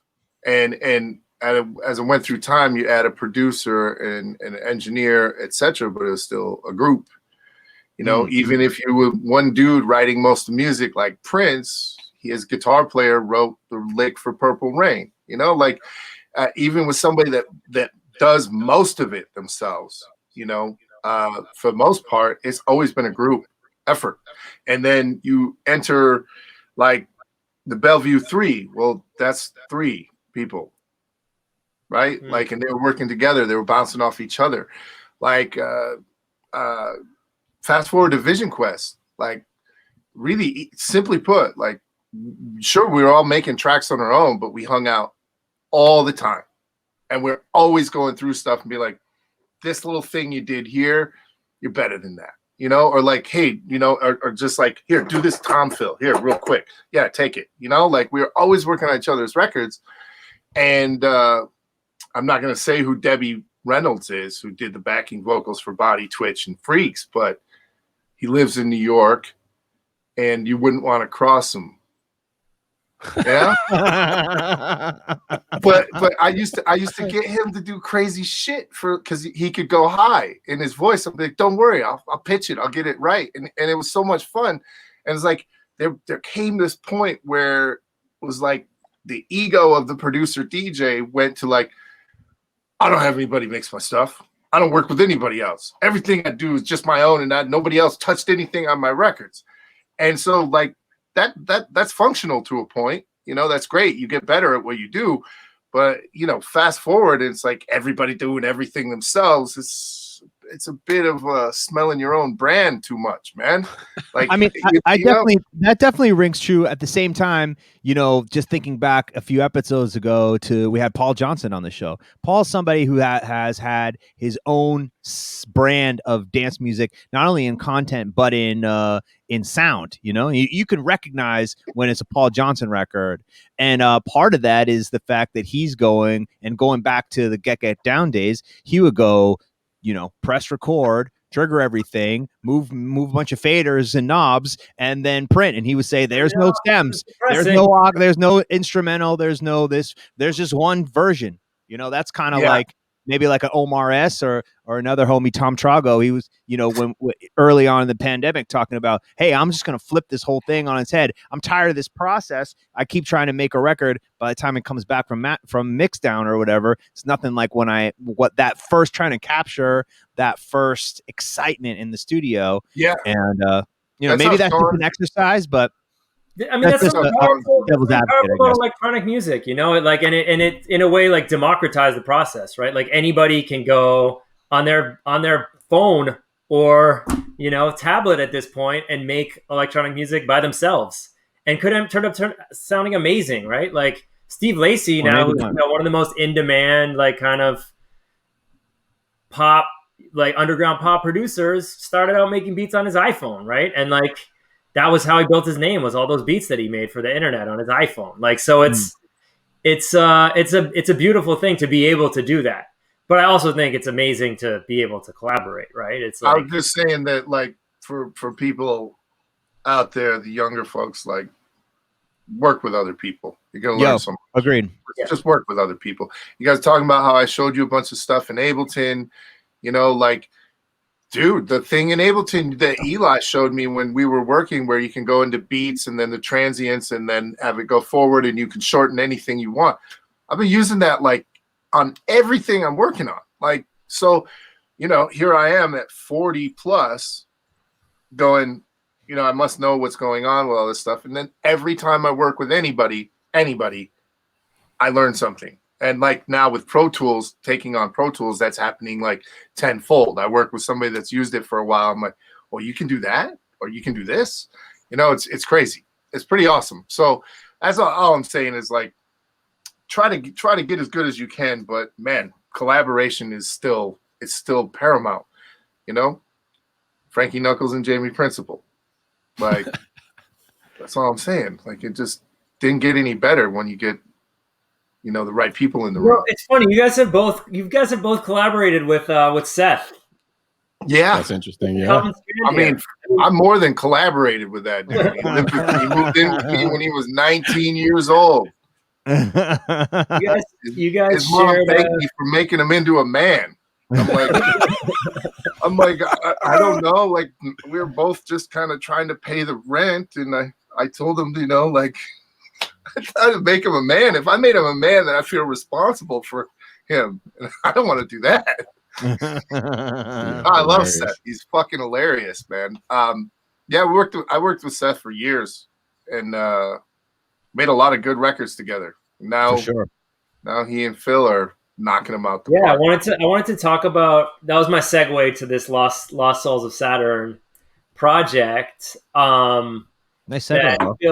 Phil, you started with Seth Troxler, what, 3-4 years ago? Yeah, a little bit longer. He came through with the Martinez brothers to work on a collab with them, and they booked my previous spot, which is in Chelsea, and they needed a room to work in and shit. And I've been their mix engineer for a while, And yeah, he came through, and after it was over, you know, he was like, I'm gonna come back and do some of my own solo shit. And then like when we were wrapping up those, he was like, yeah, let's just start doing stuff together because we got a good workflow going. So the last thing that we made in that trip became our first collab, and we kind of never stopped. We just have a good thing going when we're together. We think about things in a similar way. And like we were talking earlier, we were talking about dynamic and how people fill in, you know, and bounce things off each other. And, you know, everybody's got their role and all of that. And we just have a really crazy way that we work together as collage artists, where we drop shit on the timeline. We both just see it that way. And yeah, it's a really good collab. Seth's like one of the best when you talk about thinking outside the box. That motherfucker don't even see a box. There is no, you know, he'd like so bizarre, like the shit he would pull when we were working. I'm like, oh, that's weird, but let's run with that. You know what I mean? Yeah, definitely, man. Yeah. The very, very first shit that when he was with the bros in the spot, like the stupidest little like, ooh, somebody just like was like, oh, like that noise became the foundation of their entire track. Yeah. It just like time stretched and turned like some little accidental vocal hiccup into this like pad, and then that became the song. No and way. I love What working record like that. are you talking about? Space and Time. I think it's like Tuskegee #1 or something like Maybe that. we can pull that up and listen to that. That could be. Let me look it up. I'd love to give also just like the listeners just a little backstory on you, Phil, and like if you could just kind of in like a minute or less kind of just like fill people in, because Phil is, you know, a musician and a producer and an engineer, mastering engineer, but also a teacher of music and kind of like been spreading the gospel, the good gospel about how to be a rocking recording engineer for a long time now. Yeah, I mean, you just did it. That's pretty much my life story there. Thanks, dude. All right, cool. Well, that's the end of the show. You're hired. You could do my PR. Yeah, I mean, basically I started DJing, you know, in New York. When I was like 18, which is fucking forever ago. It feels like 24 years now. And I was just involved in going to clubs and shit, and just fell in love with house music at that time. You know, I grew up with and loved hip hop and lived with a Walkman in my pocket and headphones on my head, but then like discovered house music through the New York scene and shit, and just like was like, fuck it, I always wanted to get turntables. I'm doing this. And then I went to school at Purchase. I thought I was gonna, this is SUNY Purchase in Westchester, is an art school in the SUNY system. I thought I was gonna sneak into the visual arts program because I had an interest in that, but I kind of snuck into the music program instead. And then I never left the studio. I just fell in love with that shit, and they made me a professor as soon as I graduated. So since 2003, I've been teaching there, and I'm still doing it. I just did it today. So wow, yeah, man. So it's just been a part of my life ever since that time. You know, they gave me access to the studio, and I never left. That's pretty much how it went down. And yeah, I spend my mornings. When did you start Butcher Studios? Yeah, that was in 2010. I started the first like outside of my house, like real deal facility in Manhattan on a famous block, was 30th Street between 7th and 8th. It was like a famous music block with the building. I was in the basement of a building that the rehearsal and recording arts building with Rogue Music and Armin and the Daily Planet was in. Yo. Yeah, I was in that building. I know this area well. Anybody who's ever rehearsed in New York City since like 1970 like has been in that building at one point or another. It was a classic spot. And I was in this weird ass basement room, and then the guy wanted to get rid of these other guys, and he's like, yo, I want you to take the big room. And it was like this crazy old music industry dude, like a total character, like such a character. His name has been dropped on Seinfeld as the guy that owes him money, and because this dude owed Larry David some money. So this is like old school fucking New York music industry dude. And he was like, yeah, I'm gonna put you in the big room, the original control room. And it was like, this shit back in the 80s, they made Shaka Khan's I Feel For You album in there, and like all this. And they just gave me that spot. And then I was there for like another couple of years until somebody like bought and sold the building, and then they turned it into some boutique office bullshit. But up until that time, I had it for like almost a decade. Thanks, gentrification. Goodbye, history and culture. It was some like midtown offices. Like instead of gentrification, it was like boutique luxury offices they wrote on the front of the building, and then rented it out. But yeah, the new spots in Long Island City. This is where I am now, and yeah, this has been really good. This is like more quiet. There's not crazy people walking up and down the street. There's no Billy Joel fans leaving the Garden or Rangers fans. So there's a lot more peace and quiet over here, and yeah, that's pretty much it. I wish I knew that you were over there. I wish we were connected back when I was still in New York, because I used to go down and check out what was going on in Armin's like semi often. And I can't that even place tell is you. a trip. Is he still there? He moved up a couple of blocks. He kind of like he had this moment where he cleared house and he took all the good shit and he set it up on like 36th and 8th or something like that. Wow. But while that was going down, he was just throwing in the garbage all this different stuff that he didn't want to take with him. So every day I came to work and was just had my pick of like trash scores, like what stuff to this day. I got like samplers, stuff that needed to be fixed, or just like stuff? things that he didn't want to deal with. Like I was just pulling like samplers and delays and synths out of the trash for a couple months. Holy floppy shit. disks, like sample libraries, all kinds of obscurities. Oh my God. So this guy Armin's was like is like a legend in New York, a synth repair and retail store. And if you've ever seen pictures of this place, it's like floor to ceiling, keyboards, rack, whatever it is. He's just jammed up, but he's like sort of like a notorious asshole. That's right. You That's know, right. if you know him, it's cool if you're down to spend money. But if you're like just like a synth nerd and geek and like a fan, and you just want to kind of go in and drool over like all this impossible to find analog gear like all in one place, then he's just has no time for you. Because I imagine over the years you probably have a bunch of like, you know, shithead musicians like come in there probably stoned and like, you know, looking around, oh, what does this do, what's that, you know. So we have such a story, which was, I don't know if you were there or not, Eli, but I remember it was definitely me and Gotti from Wolf and Lamb and Voice of the Black when they were like you know, Jules Bourne and Baba, who's actually, you should check out what both those guys are doing these days. They're making some incredible music. But back then they were still super young. I think they were still, didn't they come from RISD? One of them, Jules, no, Baba was, he went to school with Nico. Jules was at RISD and Baba was at Brown with Nico. There it is. So they were still students, or maybe they had just graduated. They were just real young kids. And I remember they were like, we were all excited to be out and about in, you know, in Manhattan. And we take them on the tour, just basically go down, eat some food at Katz's, then go up to Armin's and see like what was like cracking over there. And, you know, we like knock on the door and he's like kind of gives us a shady look, but he like let us in anyway. And like, we were like, I think Gotti and I were like inquiring to buy something. And meanwhile, either it was Baba or Jules, I feel like it was Baba, like he looked down on the ground and he must saw one of those like pallets on wheels and like decided to sort of do like a skateboard move on the pallet. And he slipped and he like fell backwards and like kicked the thing and it went like careening into like one of these racks of gears. Oh, he must have flipped the fuck out. They're so quick. Yeah, no sense at all. No sense for you. Oh my God, dude. I'll never forget. I wanted to cut it real quick because this video in the background that we've been playing is Lost Souls of Saturn, which is Phil and Seth. I keep zoning out to it. It's so dope. Yeah, I was having a hard time. I've never seen this one. It's so good. Thanks, guys. This track is called The Awakening. Well, that was pretty intense. Some lighthearted conversation over intense soundscape, experimental electronic music and video. Phil, correct us, but this stuff was on display at where was it? At Saatchi and Saatchi, or no? This one is a different one than that. The Awakening. We shot this in the desert in Jordan to like make that, you know, short film thing there that we just watched.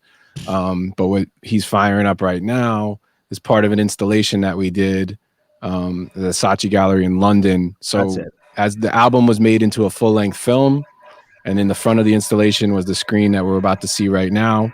But this is in 360. You could like click and drag the mouse around. Better click and drag this around, Eli. Yeah, there's light panels off to the side. There's 6 light panels. These are like over 2 meters tall, and the lights, it's like a light show that works with the film. So we're seeing this like 360 film, and then L Acoustics like bless us with a bunch of these big speakers. So it's a presentation of the album in installation form. And we just made this available recently. And if you have like a VR headset, you could watch it. This is like a 360 version of that. So that's the story. Oh, there you go. Vigorous zoom right there. So yeah, that's this was I mean, I keep wanting to say like, oh, that happened last year, but I got to keep like resetting the clock. I think this was now 2 years ago or 2 summers ago. Dude, Nothing we happened last literally year. lost a year. Like everything, just add. No matter when you think it something happened, just add a year now. Be like, Exactly. oh yeah, no, I did that too. So No, it's weird. actually 3 years. Exactly. So yeah, we got to show this twice. Once in Basel and then Switzerland, and then we moved it to London. And then it was part of this like big. The whole show was a presentation on rave history, and there were like photographers and all kinds of wild shit. This was like part of the visuals that we were using in our live show made by Aaron Kulik. Oh, shout out to Aaron Kulik. I know you guys know the Madman. Detroit. So yeah, exactly. So he made that whole film, and we all made it on the road together too. Speaking of collaboration, it was like one of these things where we were like polishing it on the way to the gallery. Like we were sitting in an apartment in Basel, like it was due, like we have to put this thing up tomorrow, and we're like in the spot making the film up to the last second, then going home the next day, like making edits, uploading it, and showing it again. Like we were working on this as it was in the gallery, you know.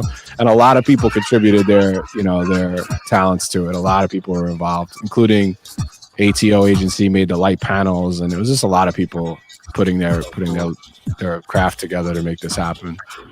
Pretty next level. Thanks, man.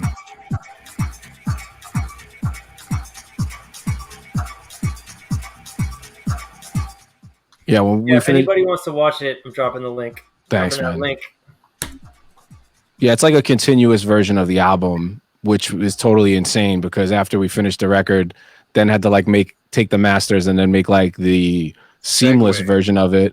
And then I remixed the entire album in binaural so that it would be working in the 360 with this exact version. So this version is a version that you have to wear headphones to fully experience, but I used these new plugins that make it feel like it's going in 360. So instead of like panning something, you like move it around your entire head because of the ambisonics. Exactly, that kind of shit. This was my first time messing with that, but once I found out it was like easy to get the plugin, like Sennheiser makes a free version of the plugin, and then I was like, fuck it, I'm redoing the whole album. So the album was already done, and I remixed it one more time just to put this shit into it so that it would be cool for the VR version.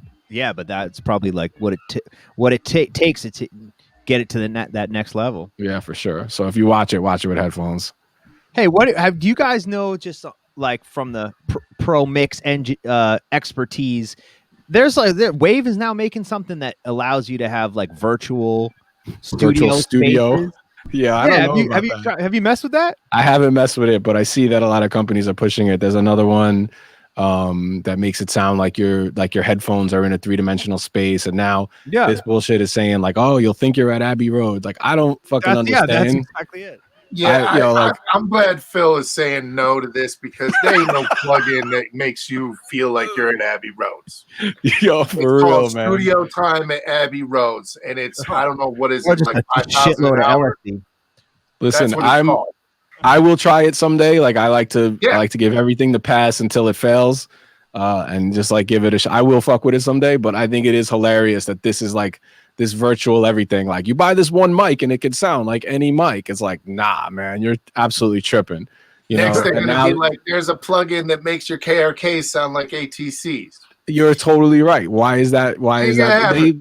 Headphone modeling is just, I don't know. I don't get it. But it might be useful when you're mixing. Like if you take it with a grain of salt, like some of these plugins you'll see are they promise the world, but in the end they have like a more useful like day-to-day application that's not exactly that. So that's very fair of you, man. You're totally right. Absolutely. Like the same thing with like fake tape machines. Like maybe they don't sound exactly like a tape machine, but they sound like something cool, and they do sound good. Like you put it through a fake tape machine, and it's like that's better. You know, like it's recallable. Like the distressor. I got the Slate Digital. They have the distressor, which I was just working in LA. My friend has a pair of distressors, and everything you put through them, like almost everything sounded better, you know? And I get the plug-in and I'm like, it does something cool. And it sounds like it's a reasonable facsimile, but it's not the real thing, but it does do something good. So like, you know what I mean? Maybe the Abbey Road thing when you put it on, you start speaking in an English accent. Oh, that's a good one. You need a cup of tea to go with it. No, actually, I do a pretty good English accent. Right then, Lee. Now let's leave it. Let's Charlie add it and I then. go back and forth with our fake English accent, like sometimes for hours. And then he's trying to train me to do the Boston accent, but I'll be damned, that's tough. Bobby. You sound kind of Aussie when you do it. Yeah, right? I can't get it's like That's like my brother tries to sound Jamaican. He sounds Irish.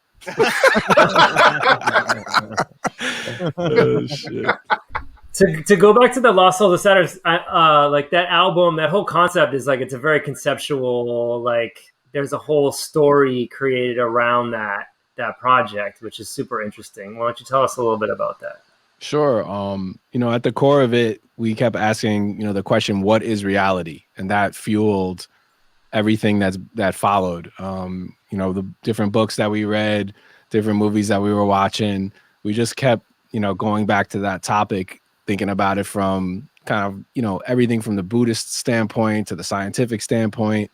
And now it led us into using augmented reality technology. We did an app that is AR, where if you point it at our album, you see something that's not really there. You only see it in your device.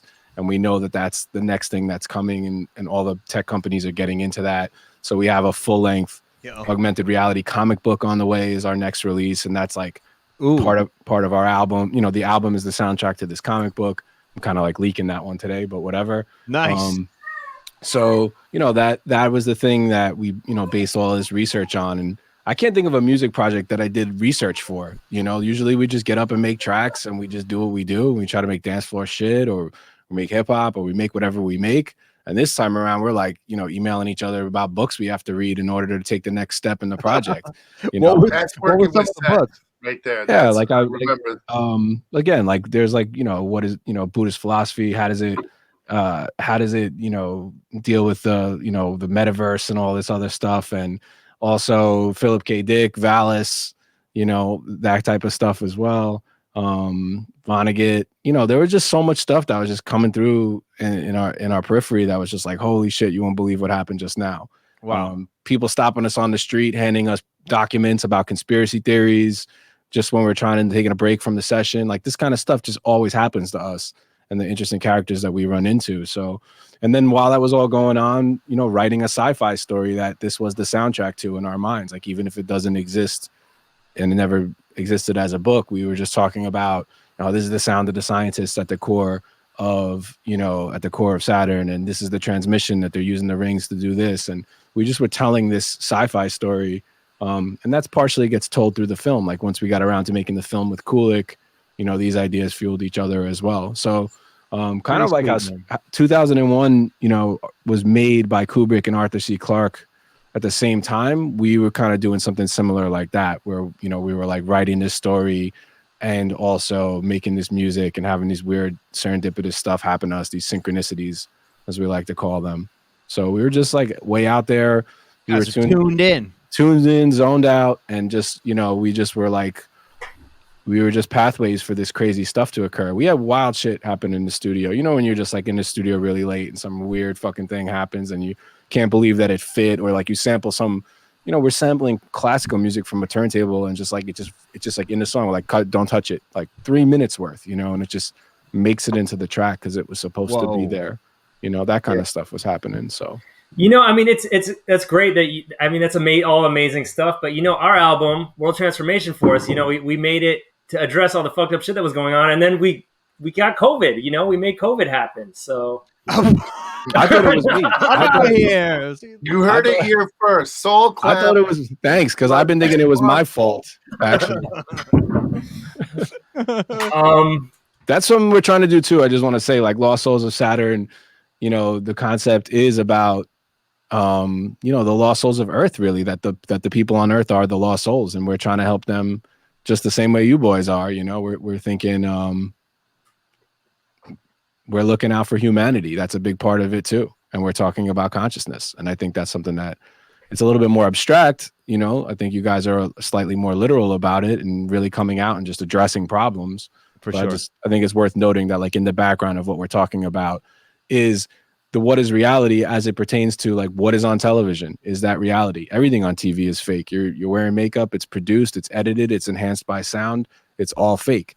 And that's a big part of the topic of, you know, Kulik's film, where we begin in this like really obvious sci-fi, playing a whole tone scale, you know, this way out there, you know, far away on the macro. But then when we start to zoom in and we see what's going on Earth, Earth is the recipient of this transmission that's being beamed off of the moon. You know, this is like wild conspiracy theory stuff that people actually believe, and that that the holoverse is being projected onto planet Earth, and like what we're seeing is not really there. You know, it's not really what it is. And you know, this is part conspiracy theory, part sci-fi, and part us just having fun with it. But we're talking about how we are under major influence by the reality that's projected around us, and that includes. Are you guys gonna do a video about Trump still being president? Because I hear that one. Can you believe that that's going on? That she's saying, "Oh, you all think that Biden's in the White House, but he's not the one in the White House." Hey, man, my wife showed me some TikToks where it's like this fucking lady from Alabama or whatever is like, Biden's been dead the whole time. Okay. Propped and him then up. about a week from now, Trump's going to announce that he's been the president, making all these things happen the whole time. And then they're going to get rid of all the demonic forces. And I'm like, why do the demonic forces want health care for people? Bro.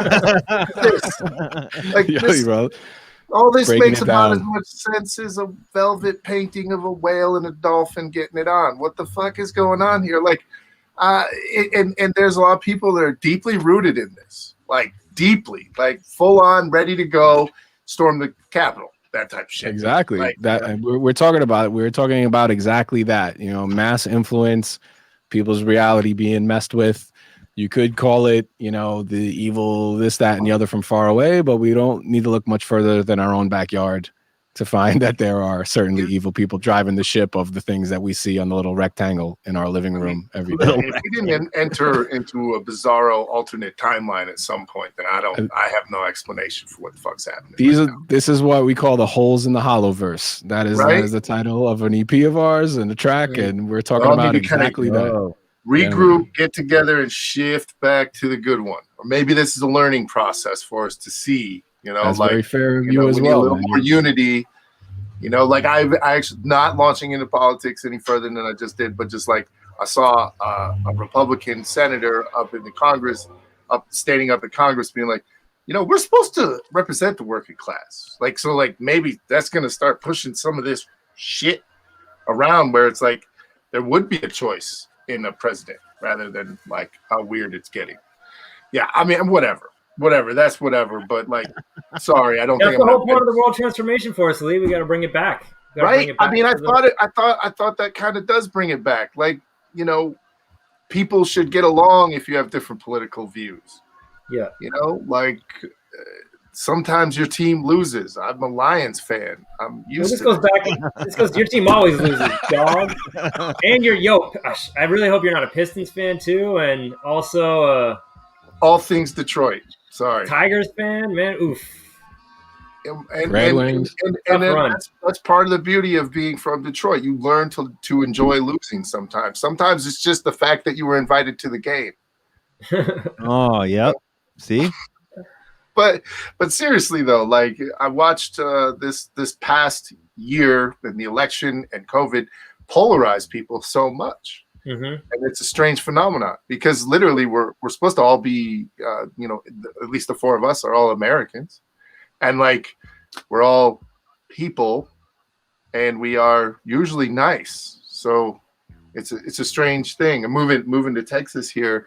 You know, I'm living in Austin, which is, you know, pretty democratic place. But then you see like some people that are really upset that if you have a Biden sticker on your car, like, which I don't have stickers on my car, but like I'm watching people go at each other's throats much worse than I remember when I was young.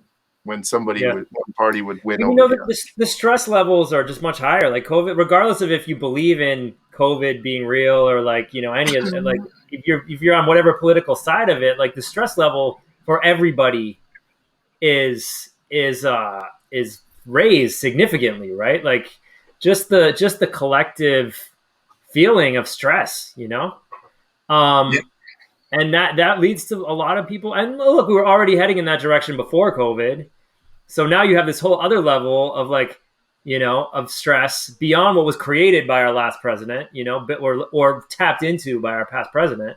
So that was already fermenting, and now you have like that whole extra layer of it that sets people off in crazy ways, man. And like I think it's easy to get comfortable now. Like, look, the election turned out the way that maybe we hoped for, right? Because there's a lot more positive things happening around climate, around taking care of people who may be struggling during these times.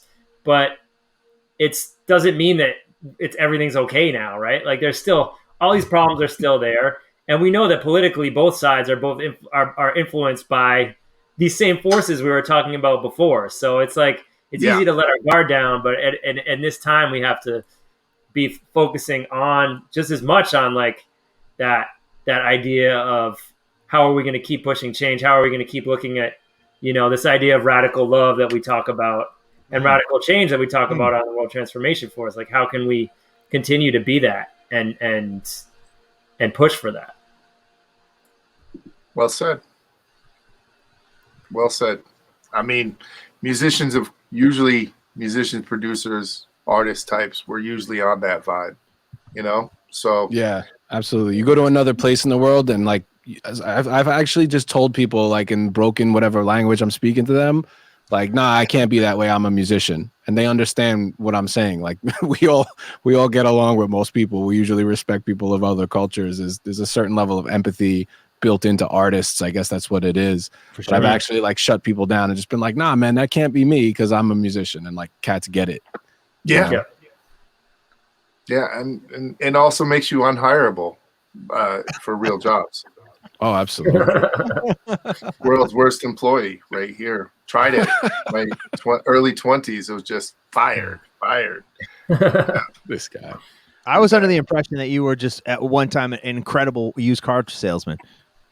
That was a short-term thing, and it was in my mind. You're like, it's like used car salesman to the stars. I did do a good job selling cars for the time I did it, because I would take my check, go cash it, and buy studio gear. So like that, I was working my way out. You had a real motivator. Yep, motivation. The biggest motivator in the world. It's like, I got monitors. Oh, I need a sound card.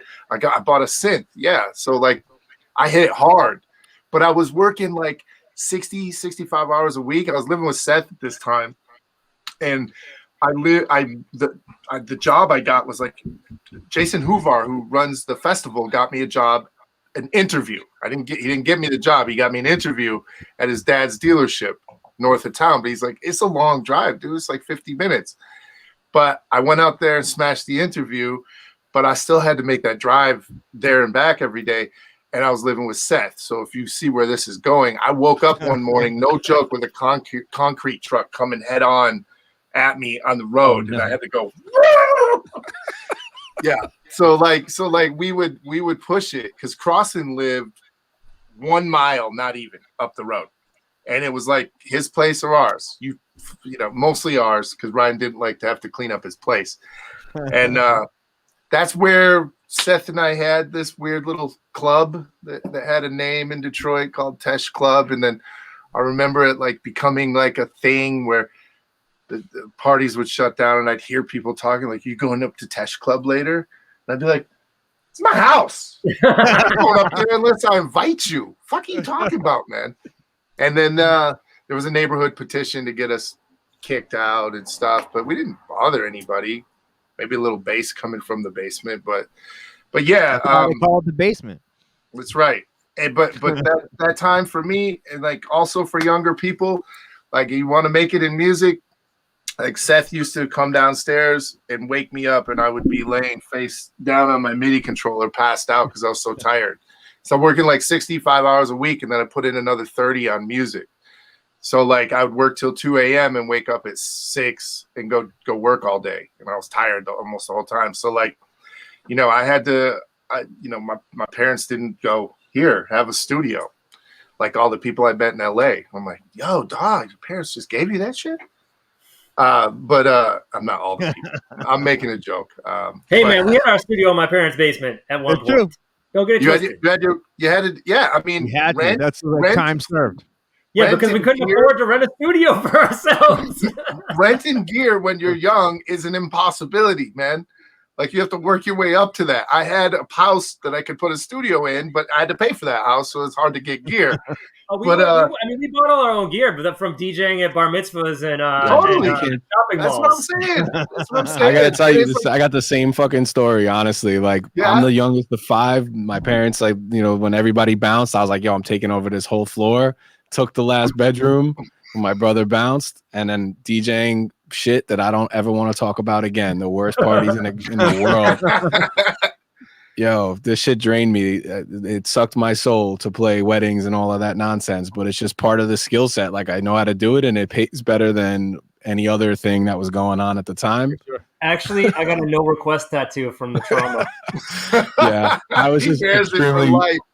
The older I got, I was just ruder and meaner to the people that were asking me for that stuff. I was just like disgruntled wedding DJ and shit.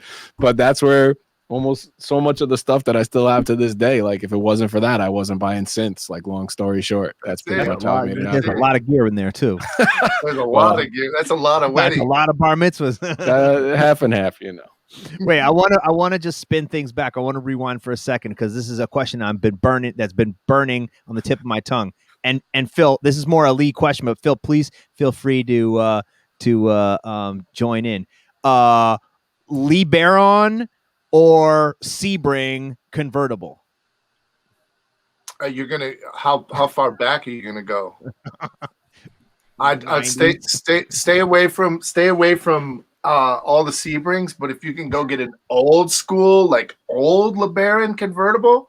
What year are we talking? We're talking about like 80s, like wood carved LeBaron? Like the first years, the really old ones. Those are gonna be like super. Like if you're driving one of those soon, you'll be flexing. You gotta ask. This is not that era. This is not that era. This is a bad era. That might be it. Well, not in the 90s. You're like, what's the first year they made the LeBaron convertible? Because I mean, like when I was a kid, this was like my dream car, which is like really pathetic. That's bizarre. You're kidding. Until one of the first ever Soul Clap. Oh no, it couldn't have been the first Soul. Check out the 82 LeBaron convertible. 82. Then that's tough. Now you're talking. I don't know who the fuck is going to fix it for you. It's like having a DeLorean now. I'm like, scheming on one day I'll own a car. I haven't in many, many, many years. And it's either going to be I live in South Florida now. I need a convertible. So am I going to go LeBaron or am I going to pinch some pennies and try to get like a 90s SL 500 Mercedes? Don't get a Sebring. I worked in Dodge Chrysler Jeep place and there it is. Woo! I mean, throw some rims on that. It's a beaut. See you later. A little ground effect. Anyway, the Sebrings, man, like there's a reason those are discontinued. Do you think I can get this retrofitted with like electric? Yo, for sure. It's going to cost you. That's a move. Are they doing that full stop now? Like you can get your cars retrofitted? That's actually, I don't know. I actually don't know. I mean, I imagine they got to be, right? I know Kingsley was trying to do it with his Corvette. He was trying to work out a deal with GM because he's got that really nice old Stingray, and he wanted to see if they would do a deal where they would do it and then they could use it for promotion and whatever else. And I don't think it's quite ready yet to turn like the old. I'm sure it's got to be right on the precipice, but I don't know if it's actually like for the public yet. Right. Oh, I'm sorry. Can you go back, Eli? I want to pull that image back up because I want to know. Do you guys think that they're going to like make out point, or do you think they're coming back from make out point? The two in that car. Can you zoom in? He's got a little bit of a devious, driven look on his face. He looks pretty happy. She doesn't look disappointed yet, so they're on their way. I was thinking the same. Oh, right? She's not disappointed yet. Because look at his face. He's a little bit like... He's still cooking up a plan. Right? and she's man. she's like, this beats stripping. He looks like he's done this before, though. He knows the because he's way. got the libero on. There's a little bit of a John and a hooker vibe going on there too. If you look really deeply into Y'all it. are crazy. He looks like the hooker, though.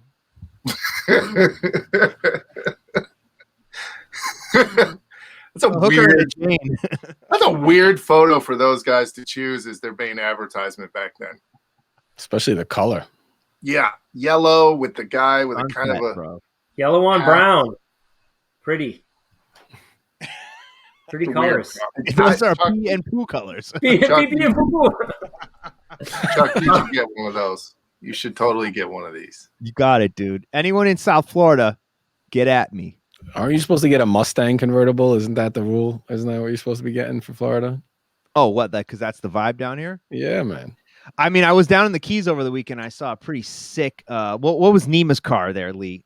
Camaro. He had a Trans Am, Firebird Trans Am, 1981 or something like that. Oh my god! Yeah, that's what he had. He used to have. Yo, Moxie Venom got it. She's having him chauffeur her, y'all. That's what I'm talking about. Watch out, Moxie. Do not trust him. Make sure he keeps his hands on the wheel. Yeah, I'm more of a Cadillac man. She's the boss for sure. She's the boss, but he's a creep. He doesn't look trustworthy. That's all I'm saying. Something about. So you're saying Charlie shouldn't get a LeBaron because then he's going. Because I'll look like a creep. I can't act like a creep. You got Cadillac convertibles? When you get the convertible Mustang, you got to choose between like Regression Red, Viagra Blue. Viagra Blue. There's actually a color called Miami Blue, which is basically. No, you gotta hit up Toribio, man. His parents have a car dealership in Tampa. What kind of cars they got, Toribio? You good? What kind of cars they dealing? Please don't tell me. Mostly Latin percussion. I go, yeah. Head out to Tampa to buy a car. Come back with some. It's like some congas with Tim wheels Hollands. on it. They got all different claves, all different colors. It's like a percussion cart, 2 congas. Yeah. All right, y'all. This is. I love you guys. I wish we could schmooze forever, but we're nearing the end, and we haven't even played any music from the album. So I noticed that. Yo, snap! Oh wait, before we do that, we got Paul Raffaelli in the chat. Heyo, what up? Respect. Yes, big up, man. And Turbio, you come back with Cubans. That's right, they come in the trunk.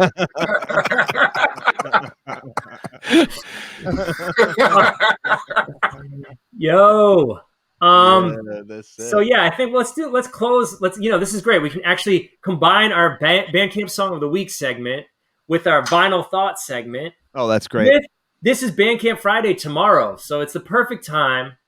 It's the perfect time for you to go and cop the World Transformation Force on Bandcamp, with all that money going to us and the label Fool's Gold. No money going to Bandcamp, that evil corporation trying to take a percentage of independent music. No, we love you, Bandcamp. I'm just joking. But all that money that you buy when you buy our album tomorrow, the vinyl pre-order is up. When you do that tomorrow, we'll go to us and the label. So check it out. That's the in advance. Look at that. Woo, is that a regression? Sometime in 6 months, we'll do this again, and I'll give you my Pro Tools rant. Oh yeah, we can do it again later this month, guys. We can do it. We can have another episode. Let's do it down. I think it's totally called for. We got time. We probably have time. So, but let's see. Like, let's play your guys' favorite 2 songs off the album. That's what we're gonna do to close the show out. I told you what my favorite is. I chose the remix "Enough Is Enough" because I absolutely love that song. I don't know what it is. I don't know why I played that motherfucker a million times. Oh, you got a.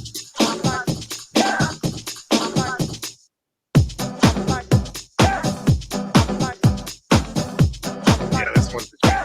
I love this record, man.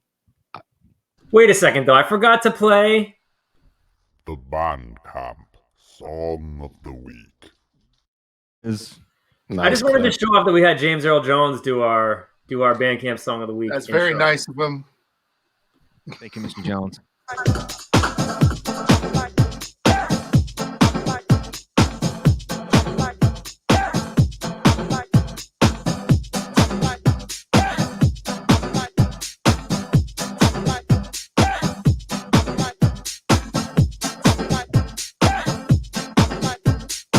Charlie, when I found that like kind of breakbeaty house, that sample, that when that went in, it was like the track just was like, That's when it blew up.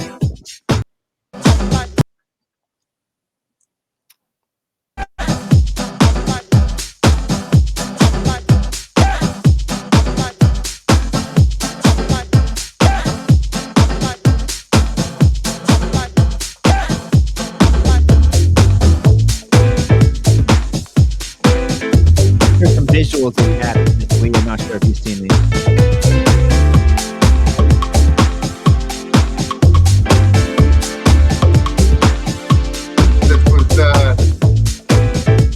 we were like, we've got to bring it, take it metro area style. That's what it was. The wood block. You know, the wood block was one of the last elements to get on the track, and it stands out like it kind of.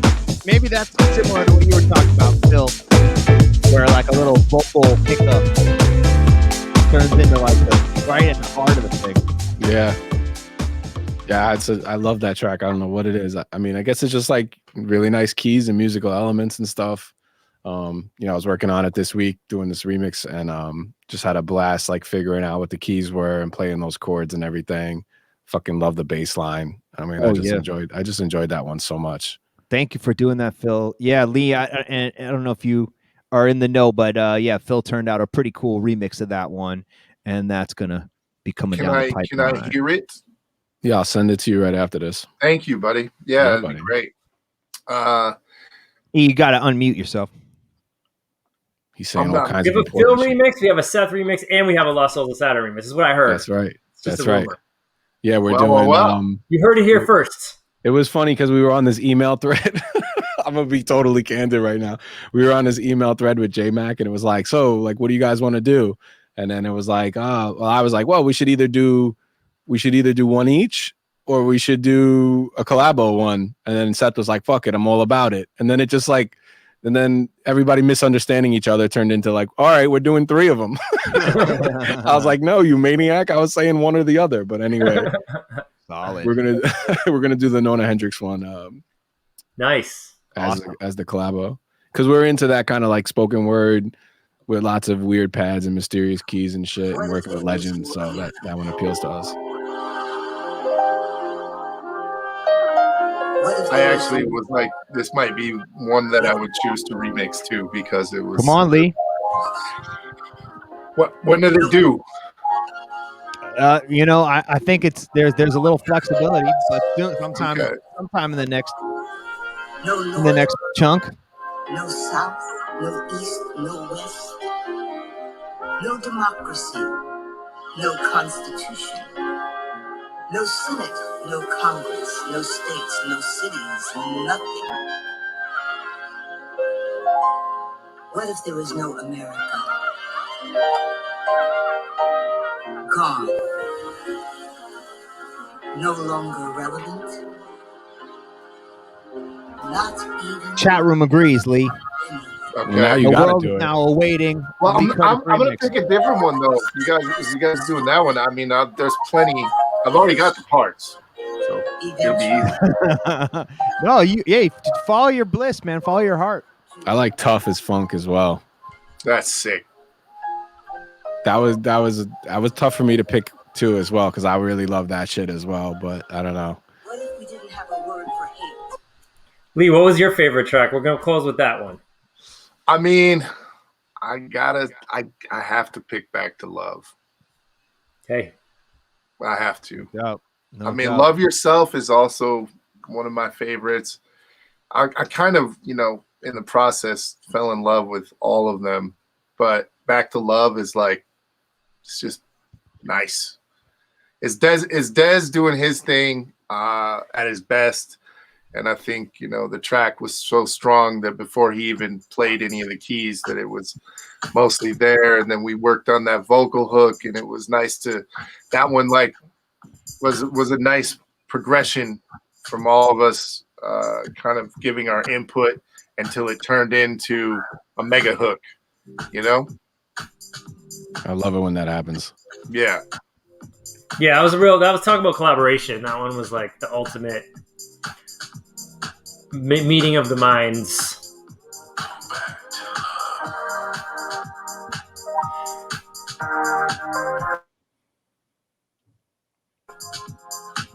Hey, you want to unmute the thing we're playing?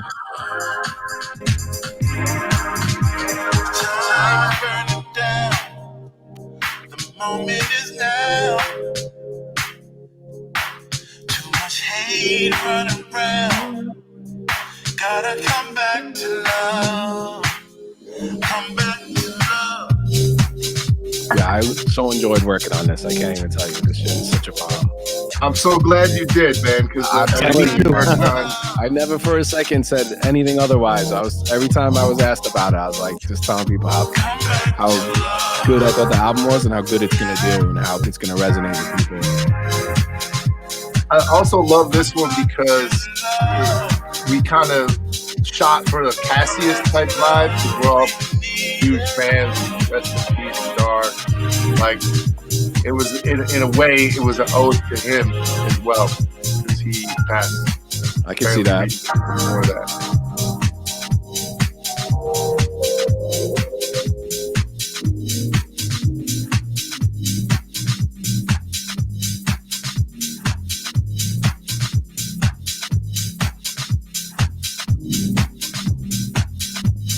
I want a DJ again. I forgot how. Yeah. Oh man, with the CDJs. I mean,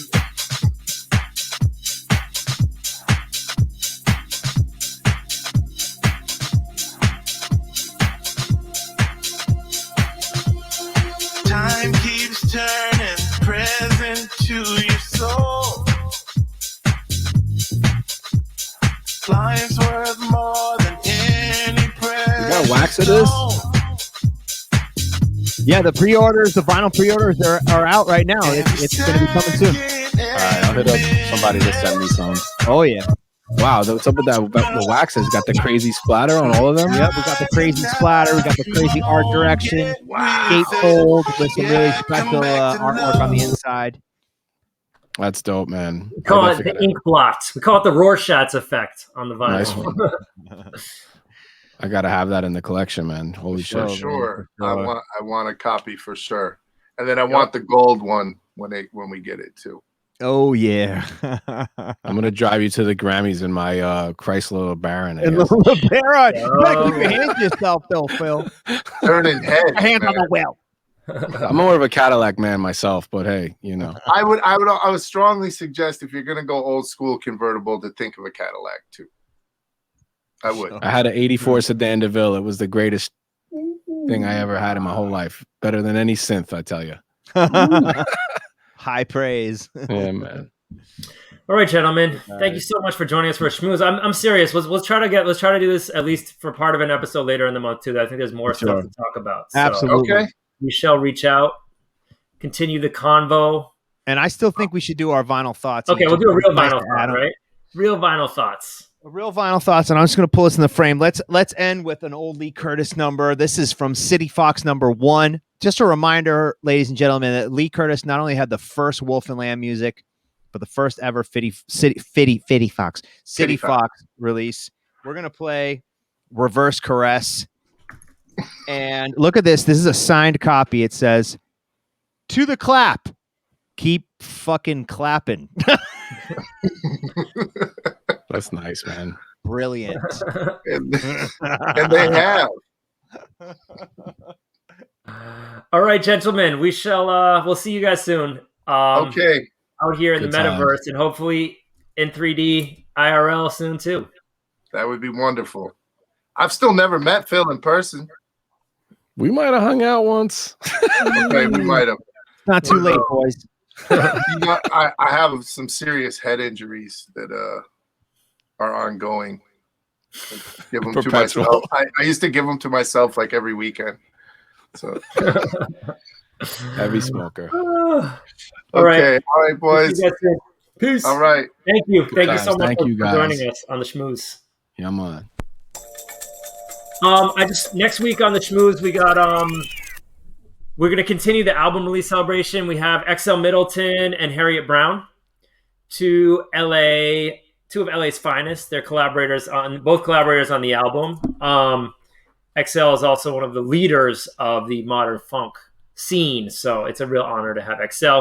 I'm sure he's going to have some great stories, and we can just get deep on some nerdy, funky music, as we love to do here on the Schmooze. No doubt. The album's out April 22nd. Hit our Bandcamp, soulclap.bandcamp.com. Get that vinyl pre-order. Pre-order it. Thank you all for tuning in. We'll see you. I'll be back Sunday, Unicorn Disco for Tots on the Soul Clap Music channel, and we'll be back next week here. Peace. Peace.